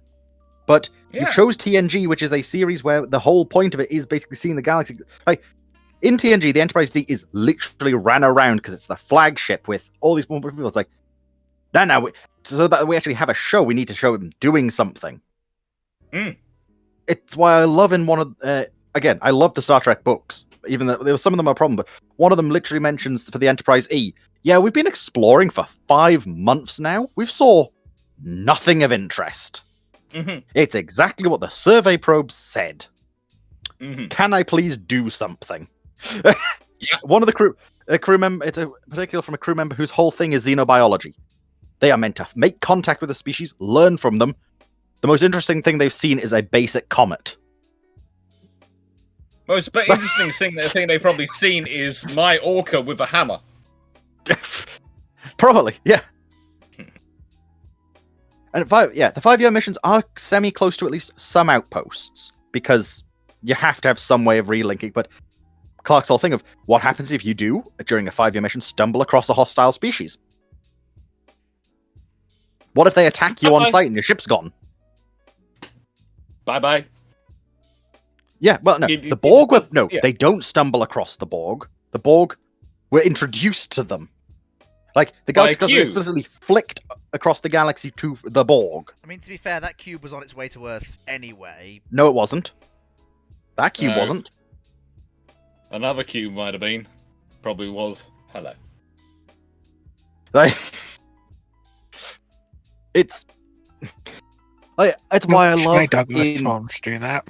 In Star Trek Prometheus, where they explicitly send the Prometheus into a hostile area. They explicitly ask, well, this is near the Klingon border. Klingon High Council, would you mind sparing a ship to help us? So there's at least 2 of us going through this. And then you get the whole thing of, we found a crashed starship here that we realized went missing, but we never knew what happened to it. It's been sitting here for like 100 years now. So that's what happened. Yeah. And that wasn't any small ship. That was a full Constitution-class starship that just disappeared. Yeah, and this is the other trouble, because if you do have send ships off as solo, and you lose them, you don't know where they are. You have no idea. You can't get any data from that lost ship. You can't get any knowledge from losing the ship, so you've lost the ship for no purpose. At its base point, even if you lose all the crew, and that's a terrible thing, and you lose the use of the ship, that's a really annoying thing. If you can recover the wreck, you can learn what took it down, and you can try and function into your designs, a better design, which is going to survive that in the future. Or prevent that happening in the future. I get that they are primarily colouring the lines because space is big, but even just beyond that, they are also exploring further out as well. It's not just a propaganda line, because if it was a propaganda line, you wouldn't see them doing it. Yeah. And that's one of the reasons why they do take the big ships, because they go, yes, this has got all the space for all the food and stuff we need, and all the supplies we need. Great. Where's his buddy? Yeah. That was my main problem with when they told me the number of Galaxy-class ships they were building originally. 12. Initially, there was only 12. And then they started turning the crank. Yeah. Yes. And you sit there and go, well, to me, that would mean you've got 6 exploration pairs. That's not enough. Yeah, we know Starfleet has tens of thousands of ships, of admittedly various sizes, but still. And the trouble is, if you're sending out a ship on a 5-year mission, it's got the least you'd be expecting is a Galaxy with a Intrepid class as a backup. Yeah, I mean, the Intrepid's come around a bit later, but there's still other stuff. Yes, but something equivalent to it. Yeah. Something equivalent to an Intrepid. An exploration ship. Intrepid. Yeah. But gentlemen, you're forgetting the one thing holding Starfleet back from advancing. You're forgetting it. The Excelsior Mafia. Right. Yeah, but if anything, that makes it worse. Because there's who knows how many Excelsiors. Send 3 of them. Yeah. Like, In the nicest way, like- there are lots of options. You could send a Miranda with with a galaxy. You can send a Miranda with a galaxy. There Also, are lots of options if you don't want to send a pair of galaxies out there. like, for the record, like the Miranda class has a crew complement in the 24th century of 26 crew to operate at full capacity. Yeah. Which one might argue, where the hell are the rest of the crew for a ship that size? But My view is the rest of the crew for that ship that size are usually Marines for boarding action. Just the Starfleet doesn't admit they have Marines. They do. They're just They Starfleet refuse to admit security it. are just Yeah. very interesting and has some very interesting units. like, the last point I'll mention before we should probably move on, because I'm pretty sure certain Fox is about to start getting the teeth sharpening tool.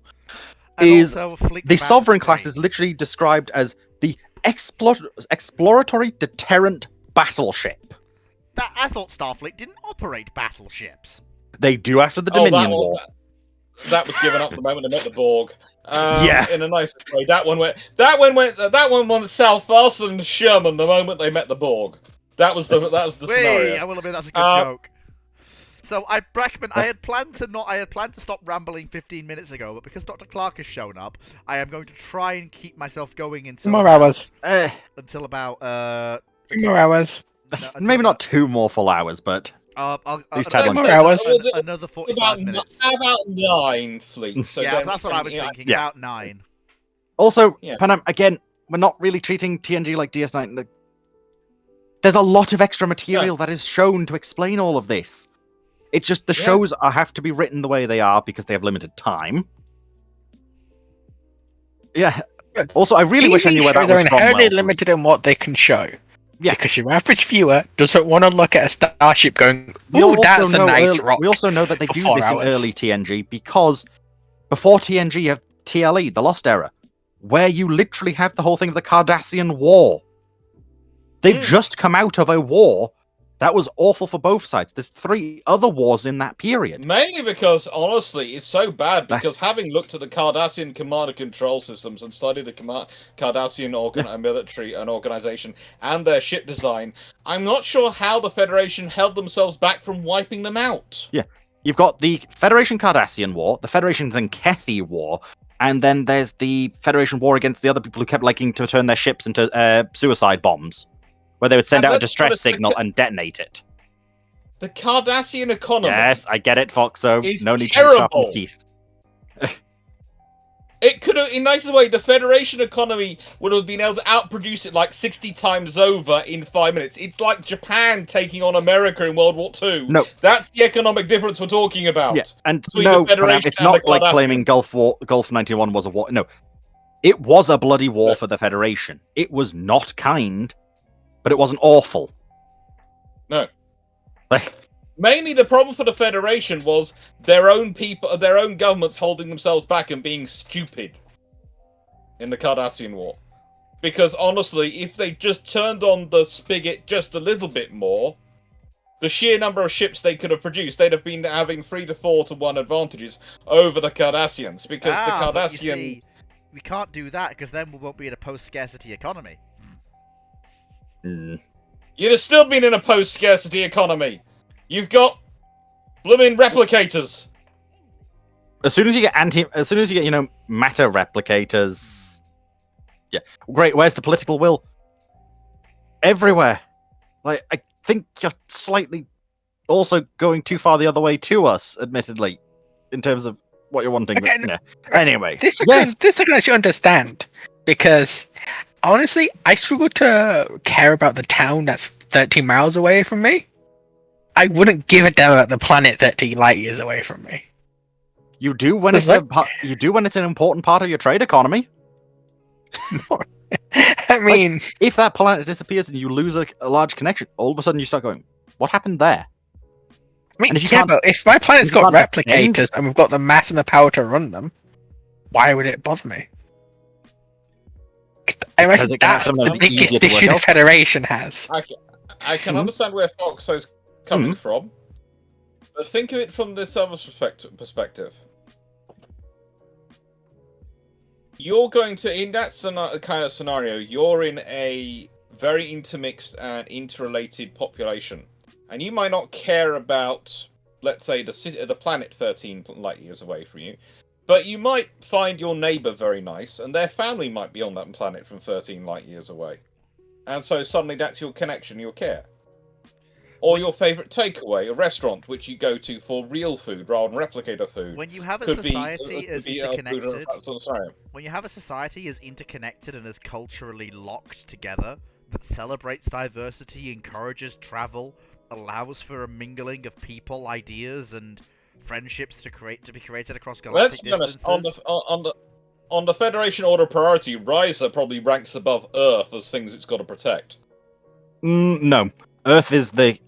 I would disagree with that one just because Earth is so important to the Federation. I think if anyone actually asked any of the Starfleet officers which one they preferred to protect, they seem tell you well, no, right. They would tell you Mars. Because that's where all our shipyards are. That's where our biggest complex is. Not all of them. They have a lot of them elsewhere. Yeah, Utopia Planitia is a hell of a drug. That was always the other thing I was annoyed with Star Trek, because they seem to forget just how many shipyards they have, especially when they were talking about the destruction of the damage to Utopia Planitia. Oh God! Going, that's one of your 12 equivalently sized major yards. You lose one of those, that's terrible. That's going to be hardly a dent in your production capacity. But no, apparently. It's why I don't like New Trek a lot of the time, and that's what I hate. Because they don't understand the realities of something the size of the Federation and the sheer complexity of the Federation. Even assuming we lose 200 shipyards. You could do that to the Cardassians and the Klingons, because they're centralized where their shipyards are, and everything is a controlled command economy. You can do that to the Klingons, and that's terrible for them. But the Federation, which doesn't do that, which lets people biodiverse and has all these different planets having all their different own, and they can set up their own shipyards and they can run their own things and everything, that's not going to be the situation. Yeah, do we just want to move on? Because I think we're starting to confuse people now. No, some people are confused, others understand what we're talking about. Losing it again, as if I ever had it to begin with. Wait, that's the question. It's not the question, it's a truth. So, from... We had it. I don't have alcohol. So, I don't... You can have anything in YouTube now, Fleet. I won't have alcohol until I get paid again, which won't be till I get another job. From... Just don't have alcohol. I don't eat nice as well. I'm this way sober. Imagine what I'd be like on alcohol. 96831 asks, when it comes to alt history, when you cannot use real life history, is it not a better idea to cherry pick what you can use? That's an interesting question. What? When you cannot use actual history, it's not better to cherry pick? Huh? Oh, it's right. This is the whole thing of, if you're writing fantasy, to write good fantasy, should you base it off actual history? And I think it means if you're talking about or creating alt history, and you can't use real life history to your divergence point, is it better to therefore cherry pick something that's not completely insane as what you're doing? Well, I think this is the question for those in it. If you're doing alt history, and this is what I find when I'm asked alt history questions, and I do them as part of a historical study and do the historical development. The point is to often make is things are going to change. And at a certain point, you have to say, right, and I can't tell you what's going to happen from this point onwards because we've changed so far that those things are just not going to happen. We just don't know what's going to happen. Yeah, I've adopted that. And myself. So then you're into that's always the policy. Then at that point, sorry, I'm now in fiction. I can tell you what I think would happen, but it's entirely fiction. There is no historical basis for this at all. It is entirely my gut instinct. Yep. And that could be tainted by how many times I've had a poodle pat me on the head that day versus how many times I've had a corgi decide to jump in my lap and try and nibble my beard. Hey. Small dogs. Yeah, I know you like your bigger dogs. Like, I like my dogs over 50 kilos. Large doggo. Large doggo equal Um, happy doggo. Small doggo equal angry doggo. Don't get between Zebedee and his food. You'll be fine. Get between him. He's not angry, but get between him and his food. He will take you out to get to his food. It's not personal. It's Yes, entirely... Yuki, border collies are adorable and very good doggo. Yeah, but Standard not those poodles greyhounds. are- Standard poodles are wonderful if you are. How do I put this? If you are tall asthmatic, the full size standard poodle, which is what we have. We've had Raleigh and we had Mozart before that. Why are huskies so amusing? Because They're incredibly bonkers. intelligent. They're They're intelligent, but incredibly also intelligent. hyper. And they have great eyebrows. Hmm. They have absolutely wonderful eyebrows. And they can really play around them. This one just loves to give everyone hugs. Basically, anyone who comes here, they get a hug from the poodle. Yeah. We warn everyone before they're coming here. We have dogs. We will put them. We will put them in a place where you don't have to deal with them if you're a tradesperson coming in. And almost every single tradesperson sees Raleigh up on his hind legs doing this with his paws, his front paws, and goes, "Does he want to give me a hug?" Yes. Who cares about the rules? I'm going for a hug. Yeah, I mean, yeah, like I'm gonna say it's incredibly annoying when you have houses and they've just got dogs that are running loose and you're trying to do shit and like it's adorable, but it's getting in the way. Well, I know. So this is why we put them away, and it's the tradespeople who go to them. Yeah, They do that, and then they spot the corgi going, "Hello, I'm a corgi," bouncing, bouncing, bouncing, and they just go, "Oh, it's a cute corgi." The dogs, which might be small in body but have a huge personality. Hence, there are so many cool T-shirts around them. No, this one's pretty look, Dragon. Just a correction. There's only one boring sci-fi I really know of, and that's Star Trek. I'm not even going to start that one. Like, we've got Not questions. enough railguns in Star We've Trek. got questions. That's what I'll to say. answer. Wait, I think Star Wars is going to be. I could explain Star Wars to be more boring than Star Trek because honestly, the moment I get into the economic issues with Star Wars and the Star Wars universe and the sheer problems they generate with themselves and the sheer issues they generate from themselves, it becomes a complete and utter. It is. I'm a fan of both franchises, but God, It's what I call. they don't work. Directorium. It's whatever the director feels like it's going to be that day of the week. And then I see people try and write it as canon and work out the canon literature, and I'm just going, you are having to contort your thinking into such interesting knots to try and work this one out. Honestly, if you use that brain power, you could probably, for something else, you could probably solve the world's issues. The sheer amount of brain power it's spent. Legends had a Star Wars timeline. makes sense. We had a nice timeline where we went from point A to point B, and then we just ignore everything else around that bubble, and it worked fine. Yeah, because mostly. What I found works with Star Trek is doing the whole thing you do with Warhammer. It's everything's canon, but not everything's correct.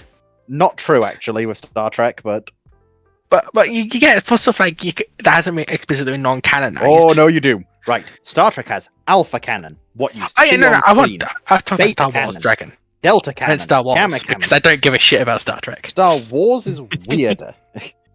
Star Wars, you just have the case of Different levels of canon. yeah, exactly. This is what we see in the movies. This is canon.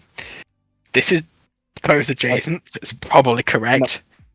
And the rest is just coked up drug adult messes. Nope, because officially, according to the Star Wars marketing team, ever since Disney took over, any Disney product and the shows they've had, so anything that is a TV show or film is canon, and any books or comics released after Disney purchased Star Wars is made canon.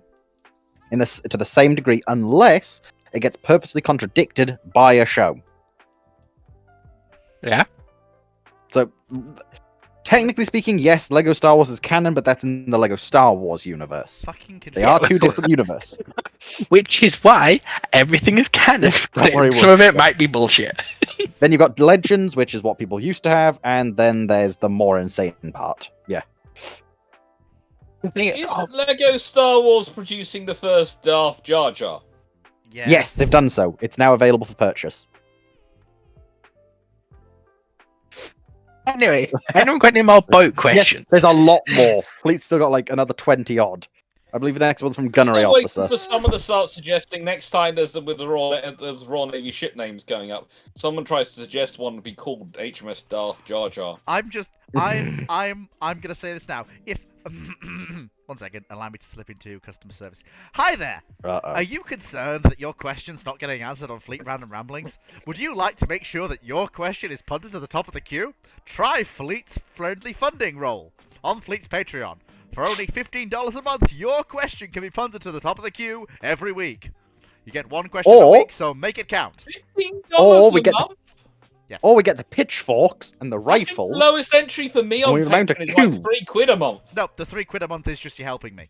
If you want a question punted to the front of the queue, Whew. that's the... Ooh.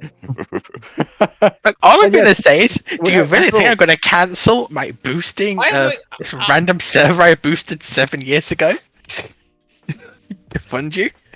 Possibly. Look, if I lowered it to $10, would people pay for it? Like, what's the maximum Possibly, right. people would It'll pay depend. Like, to have If a I was on question the panel, I'd boosted? pay for it. I will, But panelers can't ask questions. I What will- merch are you offering to go with these extortion, these I higher will rates? point on it's out- clearly Patreon? the fleet. It's the You fleet have to, picks. I will point you know, out surely that watching on YouTube and asking questions on YouTube is also a much better way to ensure your question gets answered, because there's generally Yes, much... because there's right. That's because there's less people on YouTube. I know, and that's Keep why I'm trying Comparing, to drive there is people there. currently 3 people watching on YouTube, including myself, versus the 14 on Discord. Don't know what that's a vodka kicking in, but that was a fucking burn dragon. Like, Like Timo says, fleet chasing Patreon. Timo, I'm broke. you think the rest of us ain't? actually, it's worse. Of the 3 people watching Fleet's Random Ramblings currently, Dragon's one, I'm one. Not sure who the third person is, Night. and I'm the Probably only one Knight. who's liked it at the moment. Oh, no one likes. It could be Alright, let me- Corbian. Oh no, we're up to 4. We're up to 4 now. No one likes my videos. It's sad. Oh no, it's more just a case of that you've got a bigger presence on Discord currently. Fleet, I'll have you know that when I put in Fleet's random, it auto-filter ramblings. You're getting Right. somewhere. Right. Yeah, but it is kind of like the reason why people ask me, why do you call yourself Dr. Alex Clark online? Why haven't you read? I said, well, I started off Corbian's because it was still there, so, for my students Up to to come on. 5 now. But also, it's because if you type in Alex Clark into YouTube, it is not me who comes up. No, it if isn't. you type in Dr. Alex Clark, it is me who comes up. Yeah. Because Naval hit right. unfortunately, the Alex Clark who comes up is very, very popular. And she seems to be very good at what she does. Now you say that, Um, Wellesley, but Naval History VTubers when? Yeah. Well, Yeah. Like, all I'm saying is, teams are in the work. Post if VTuber Differ ever request. gets a commission free, I'm getting a VTuber rig Yeah. just to show you up. Apparently What, not go beyond the, even just Sol Basic, this is a concept one to the full, you know what, let's get a full rigged thing. Oh, no, I'm getting one for myself, then I'm getting one for Fleet, so I can T-pose at him in real time. Oh, thank goodness. That means I'm safe for another couple of years. Thank God for that. Yeah, There is the Alex Sure you Clark who posts the funny, dumb stories, and there is the Alex Clark who does jazz music, I think. And both of them have more subscribers and followers than me. Early This is days, why I'm early Benno, days. you can divert your War Thunder savings over to it if you want it. Yeah, better just stop your gambling Just stop- addiction. Just stop spending like $1,000 a month on War Thunder. Like, give me I haven't 300 spent money. any money on War Thunder. Give me 300 Honestly, I'm probably going to be spending more money on War Thunder next month because their sales are up again. I don't spend any money on War Thunder, and I'm happy with this. That's Yeah, but I because, like- according to The only But I times like the I've funny played meme War Thunder, premiums. people have been giving me money, have been asking me to, paying for me to play it. You know, that's fair. I'm sorry, no, Dr. sorry, Andrew haven't. Clark, War Go, Thunder, go. War Not sure if Thunder it's even questions that I meant to sponsorship when? Well, they might get annoyed Well, because he does stuff with I'm warships, trying though. to- I've done so much for Calyx promotion recently. I'm surprised IKEA haven't phoned me up, gone, can we sponsor you? If Fleet doesn't have a ship, I need a lot of characters. Gorbian says, if Fleet doesn't have a ship girl version of Ocean's VTuber rig, we riot. No, that was the idea. Coco, just saying. Like, Since that was the you're initial one of my idea. older friends in Discord, and you didn't notice I was on the fucking panel last week. Yeah, we she's- are not she's a bit- answering our Tillman questions. She's a tad bitter about that one, Coco. I'm afraid. I had to point it out to her after the thing. She was like, "Oh, Like, how did they not I- notice me?" I have read through and spell checked To be your fair, she wasn't stories. talking. I have read through and spell check your stories for literally years, and you don't even know my name. I think part of the problem is also everyone just calls her Foxo, so that might not necessarily be as obvious. You know, I feel like I've just always taken her name as meaning that she's a foxo that's searching for desserts. Well, technically speaking, it used to be like a 45-ton tank, but yes. Yeah. That No, right, the username comes from me misspelling desert, Ha! and then someone throwing a fox with a pastry on its head, and it stuck.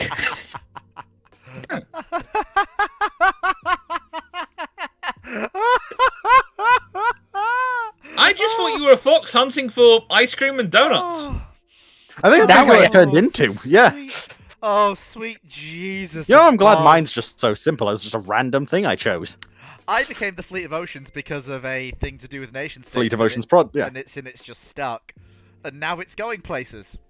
And I No. I have to say the orca and the hammer have been was arranged by one of my little cousins, and they think it should be my next channel logo.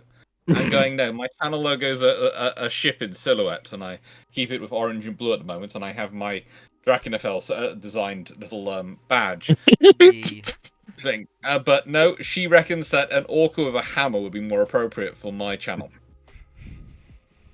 At least Look, you're not. Coco, you're called coconut because you acted like a coconut, and you pissed off the Commissar pancakes. You know, honestly, you could have an entire ramblings about just Foxo's Discord history, I feel. Look, Like, because Commissar pancakes is a 40-year-old ex-marine. you know, I feel That's it. like- I'm getting my bolt pistol. You know, there's a, you know, the when you, if you have the dreams. Wait, should I be finding you a nice sofa for you to sort of recline in, and I get my notepad out, and I use my doc title, and I listen to this, and I just go, yes, I'm come gonna on, be tell real. them. Tell Dr. Clark all the problems. I'm going to be Go real on, with you, please. Dr. Clark. Fleet is having, like, I'm having crises right now. Like, stability is not. Hey, what it Atlantis Lost used to Empire's be. good. And of course, you know, you've got the whole thing where Fleet's looking towards the future, and you and Ruinon are convinced Panicking. are convinced there's going to be like 5,000 people turning up for the Drake Strum Who knows? dissection. If we If get, If we can get the full Like, things people back, we and did if at- not, I'd have at least got images of at least a number of them and a potentially interesting I other mean, document. even if for it. Even if we can't get the British and the Germans back, we still have other things to poke. Well, I've also got, as I said, I've still got a number of the actual designs, just not the full things. Yeah, but what I will say, Like I've got Agincourt, Audacious, Dreadnought, Endeavour, Freya, Hawkins, Hipper, other Dreadnought, KGV, Lion, Maltica, Nelson. the thing that a I nice don't understand, conversation. Yeah. I had them saved as well somewhere. Yeah, the thing I don't understand is that how on earth we're going to get these high view figures given it's me. I don't. Simple. If needed, I've got. Right, while I may not have the biggest community, I can always reach out just to try and get people to taunt you. I mean, unless Yeah, honestly. unless the historians are going to advertise where they're going to be, and Dr. Clark and Drac advertise Yes. where they're going to be beforehand, which is something that's never happened before. Oh, Which is why Fleet. Well, Fleet. to this You occasion, dig- we will do that. You're digging yourself a hole here. Like, I will Look, point Fleet. out we are probably just going to get the naval historians this time. Yeah. But which is fine. I'm all for the Lambert and the Friedman showing up. And the others on top of that. I don't like concern. But anyway. Yeah, that's just that's the clip note. No, it's more how what Clark just did with his nose there, which normally that's a sign of someone going, I know something have you more don't. news, don't you, since we spoke last night? Something has changed. I can tell by the look on your face. Look, in the nicest way, it's going as much as we talked about, and I'm sure it's going to come through on that. But, well, you know, me and the poodle are just happy, and we just like delivering fun times for people. Like, seeing Fleet panic is always amusing. It's not panicking, it's imposter syndrome. There's a big difference. Oh, don't you even dare do that. You want to drag us along to do these things, and me and Fox are just case of we've got some basic books that we've been reading through and some interesting historical ideas. Like, You've got I'm more just than a me. complete gobshite off the internet. I shouldn't be right. here when historians are here. I at least have a lot of books. You've at least seen some of the archive stuff. Stop being rude about my pal. Yeah, Foxo. Foxo, stop being rude about my pal. You're my pal. You should be here. Yeah, also, Message also, Foxo, you haven't heard what Dr. Clark has told me. Some of the historians want to talk to you specifically. Yeah. I believe because, to quote you, battlecruiser autism. Probably. That is her words exact, so... Oh dear, this is going to be fun. Do you want to the move only on, thing please? unique Yeah. is that I'm of the opposite gender. But No. that's like... No. To be fair, Fox, that's a pretty unique element. Yep, that's true. Anyway, I think gunnery officer's the next yeah, question. moving swiftly onwards before, yeah. But yeah, so things coming, folks. 28th of October, or November, or some point, probably. Things Things coming. will be organised. Things coming. Ignore Fleet constant having mental breakdowns. Like, you should see the gearing inside my head. Like, it's all rusted away. I don't Okay, want After to this, see do we the have to gearing lock you in the inside your pad of the head. room again, Fleet? No. Right, so, Questions! Give questions! Gunnery officers is next. do I've you got it think if you need the it. USN CVL, like the Independence class, is useful for the Fast Carrier Task Force since they only carry less than 50 aircraft and their air wing only consists of Hellcat fighters and Avengers torpedo bombers? Yeah, they're useful. Depends when we're talking about. When they first come in service, they're useful because they provide extra flight decks and hulls. Once you've got the full Essex Swarm in service, frankly, you can use them for other things, but they do round out the numbers quite nicely. They also mean you Plain can is throw plain. carriers. They also mean you can throw carriers everywhere. Quite useful in Europe as well. It's better than nothing. Let's put it this way. If your option is send an escort carrier, send an independence or send nothing. Yeah, send an independence. Mm-hmm. Basically. It's also amazing what you can fit into a carrier that size if you do it right. Yeah, basically the sweet spot for carriers is roughly about 60 aircraft in their air group. Everything's fairly easy. The moment you get above 60 aircraft, you've got complicated life coming in. And the Americans found this once they got to about 100 aircraft, your carrier's command and control in hangar and on the flight deck starts to break down because it just gets so much aircraft it's managing to deal with in such a confined space.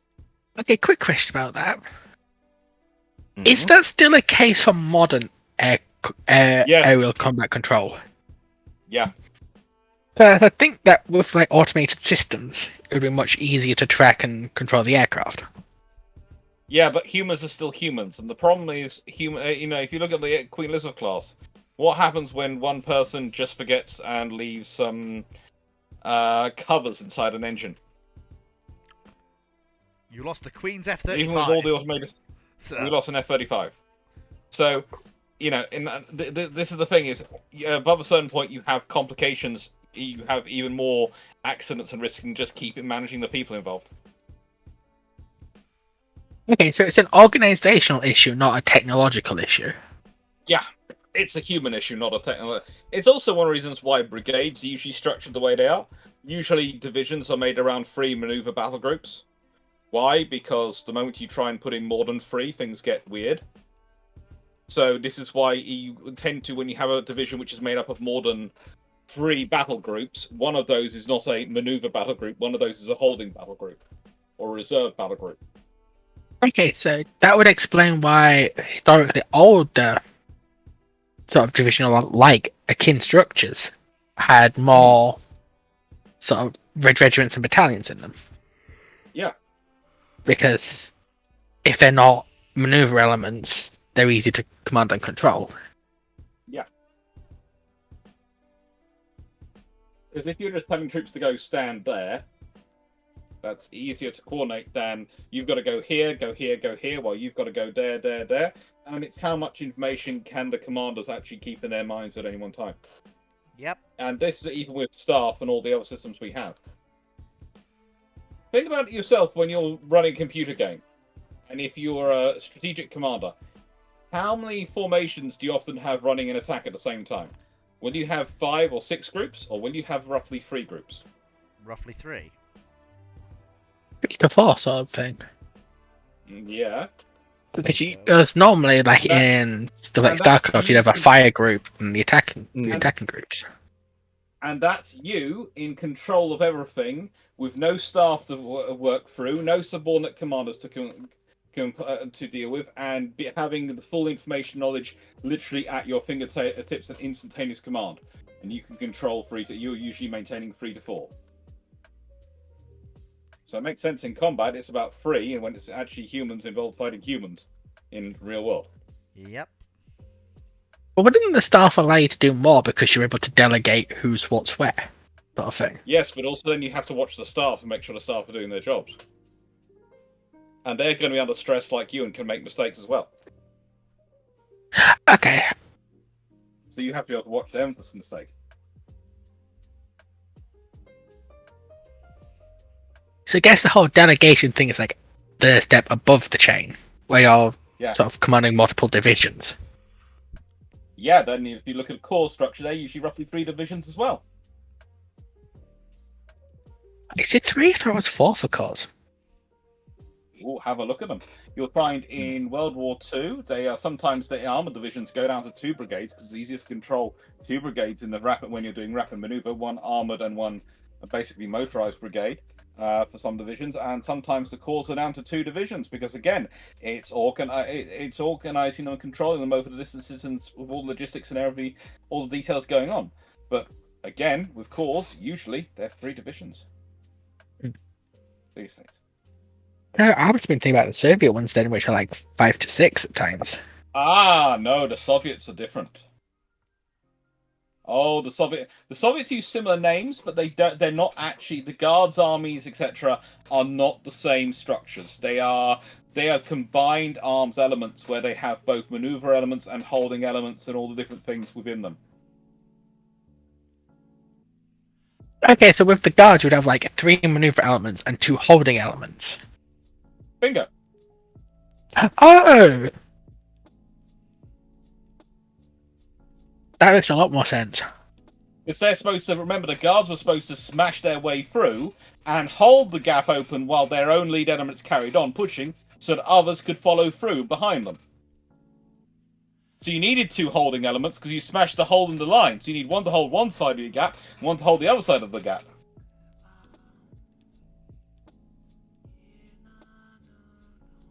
That makes so much more sense now. Thank you. Foxo knows things. There you I see. I know many things for you. But also it comes down to why was the battleship squadron usually 8 ships? 2 sets of 4. Yeah. Was it the 4 sets of 2? Exactly as well. Because each one is made up in usually divided into 2 divisions and 2 half divisions. Each one's that's where you have senior officers. And why is that?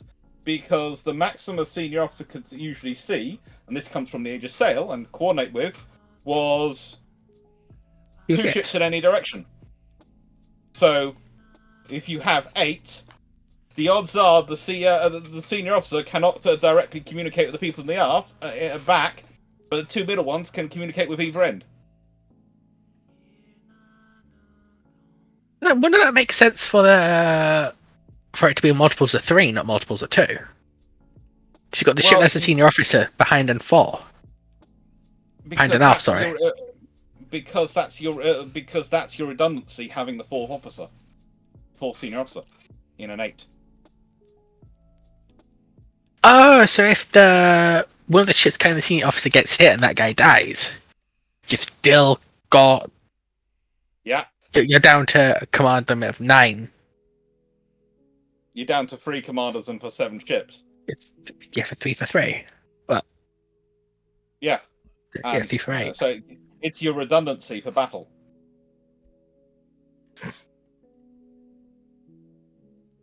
Huh.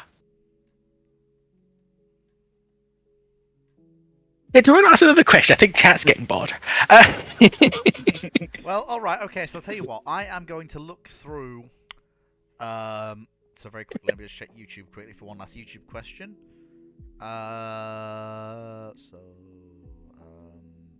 That's not that. So that's not a question. That's not a question. That's not a question. That's not a question. Ah, there we go. Final YouTube question from Knight.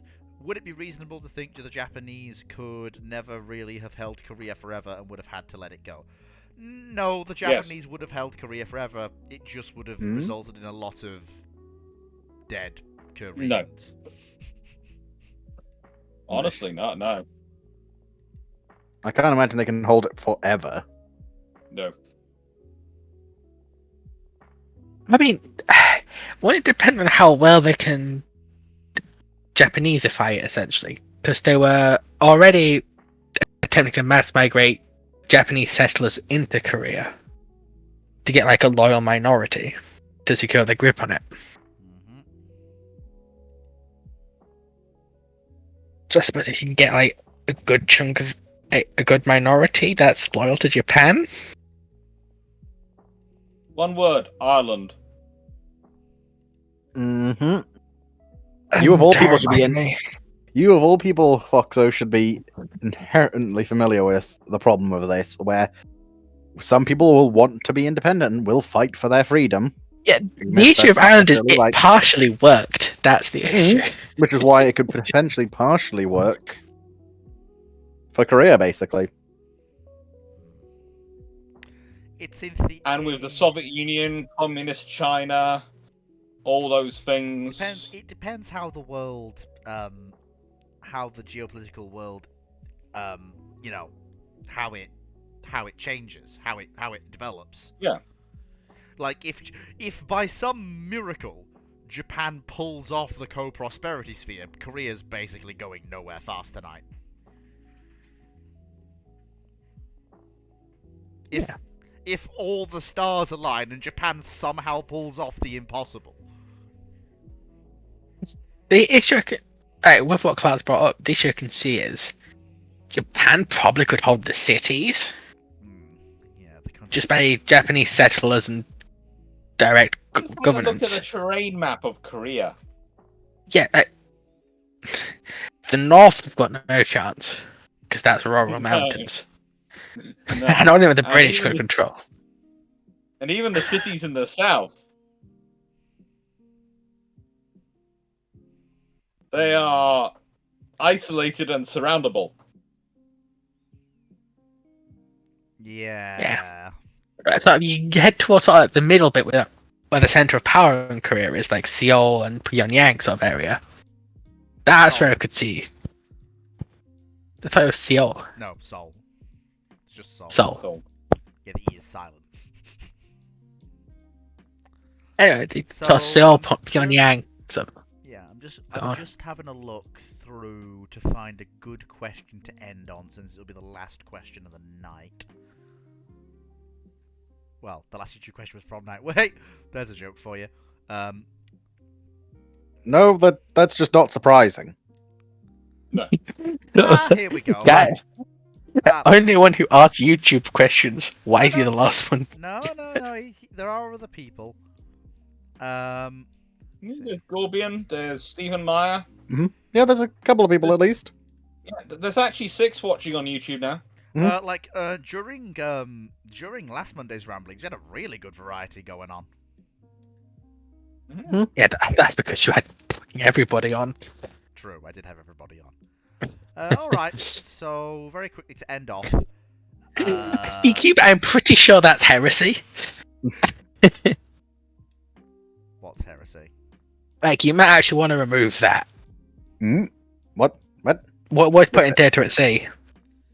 Yeah. Which bit's heresy? That... Well, the idea of that. Mm. that because that could be that, seen as if I remember offensive. correctly, that's yeah. Because that's like, it's not the what's it? The big cube where they worship Allah. Okay. The Kaaba, yeah. So.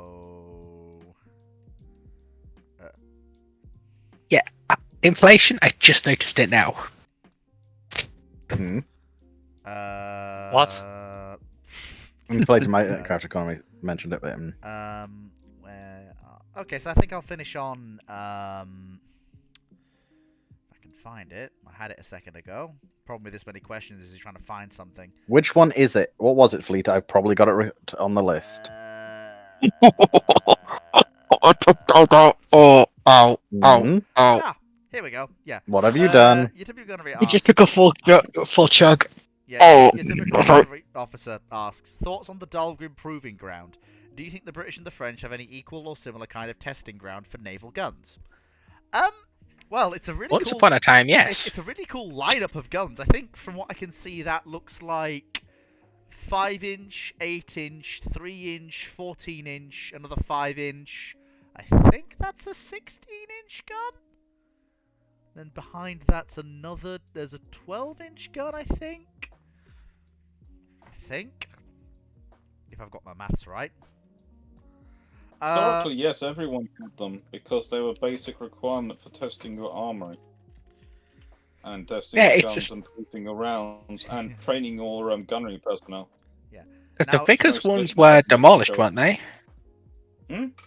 Like the Vickers Proving Grounds was demolished and paved up and built over on it. That was yeah, and the Royal Navy. The Royal Navy had there were about 3 or 4 in the UK, different proving grounds, and the Royal Navy even had its own gunnery thing. When the Royal Navy had lots of different guns. Now, do they have a 4.5 mounted somewhere on the shore? I think they still do, but I'm not 100% sure. I'm pretty sure it's. They might use the training frigates for that job now. yeah, and of course now we've got the new 5-inch coming in. Because I'm pretty sure they Yeah. use. They share the live fire areas that the army use nowadays, don't they? No, the Royal Navy still fires us out to sea, and so does the Army, honestly, nowadays. Because Yeah. it's easier to do the hazard report for firing out into the water than it is to do it on land. You don't want to miscalibrate your gunner fire a hash into someone's house. Yep. Yeah, it's far easier if you. Well, we won't discuss those incidents. Whoop. There have been some interesting things in time. Who would win, small child or 120mm hash? Oh dear, gentlemen. Right, I hope you've enjoyed this Monday's episode of Fleet's Random Ramblings. No, we've still got 5 minutes. No. Yeah. 4 And minutes. Yeah, one I more think question. The poodle is now looking at it going, it's dinner time. Look at that face. That's so, pure. um, It's dinner time face. I'm sorry this has not gone all the way into the small hours, but Fleet is flagging quite badly today. I'm not really as 100% pep as I should be. Probably down to the fact that I've not been as active as others will be, obviously being between jobs and all that. It's my routine is a little bit off kilter, whereas before I had a regular routine and Monday evenings were my ramblings, and it just sort of escalated from there. Right. So I'm sorry for being Could slightly... also be the fact that you did brew ships last night with me. Yes, but I did... Because you Yeah, were very Yeah, kindly going to, like- helping out yeah. again probably. Going till like midnight, I remember watching that. yeah, that could have probably been it. There was some good fun stuff there. Yeah. So Wait, Fleet, did you say you're flagging poorly? I'm Oh, no. no. Does that mean you're Seymour by any chance? Foxo, you have exactly 5 seconds to move from where you currently are before I drop Hosh on your forehead. It's okay. Yep, I'll try. Yep, it's recorded in the sheet, so I should at least be able to get it next week as long as I can be reminded. Honestly, Yeah, because don't- the, I'm sorry, Fleet. I live on a small incline. Your host can't do shit to me. Oh, heck. Right. Okay. I hope you've all enjoyed this week. It's been a bit. but I'll give it a go though. Go. It's been a bit off kilter, and well, it's ramblings. It's always off kilter. But Honestly, that poodle keeps looking like it wants to do fisticuffs. Right. Honestly, I hot will, cocoa. make sure to tune in tomorrow for the Rule Waves stream. Adorable. And of course, when that finishes, I'll have to have Dr. Clark on at some point to review all the ships the Russian Navy built, which he'll probably have fun tearing those apart. If that's all right with you, Dr. Clark? Oh yes, because you want What's to. Because also, Oh, you're not getting to Escape Fleet. Remember, you promised the chat gaming. No, I know.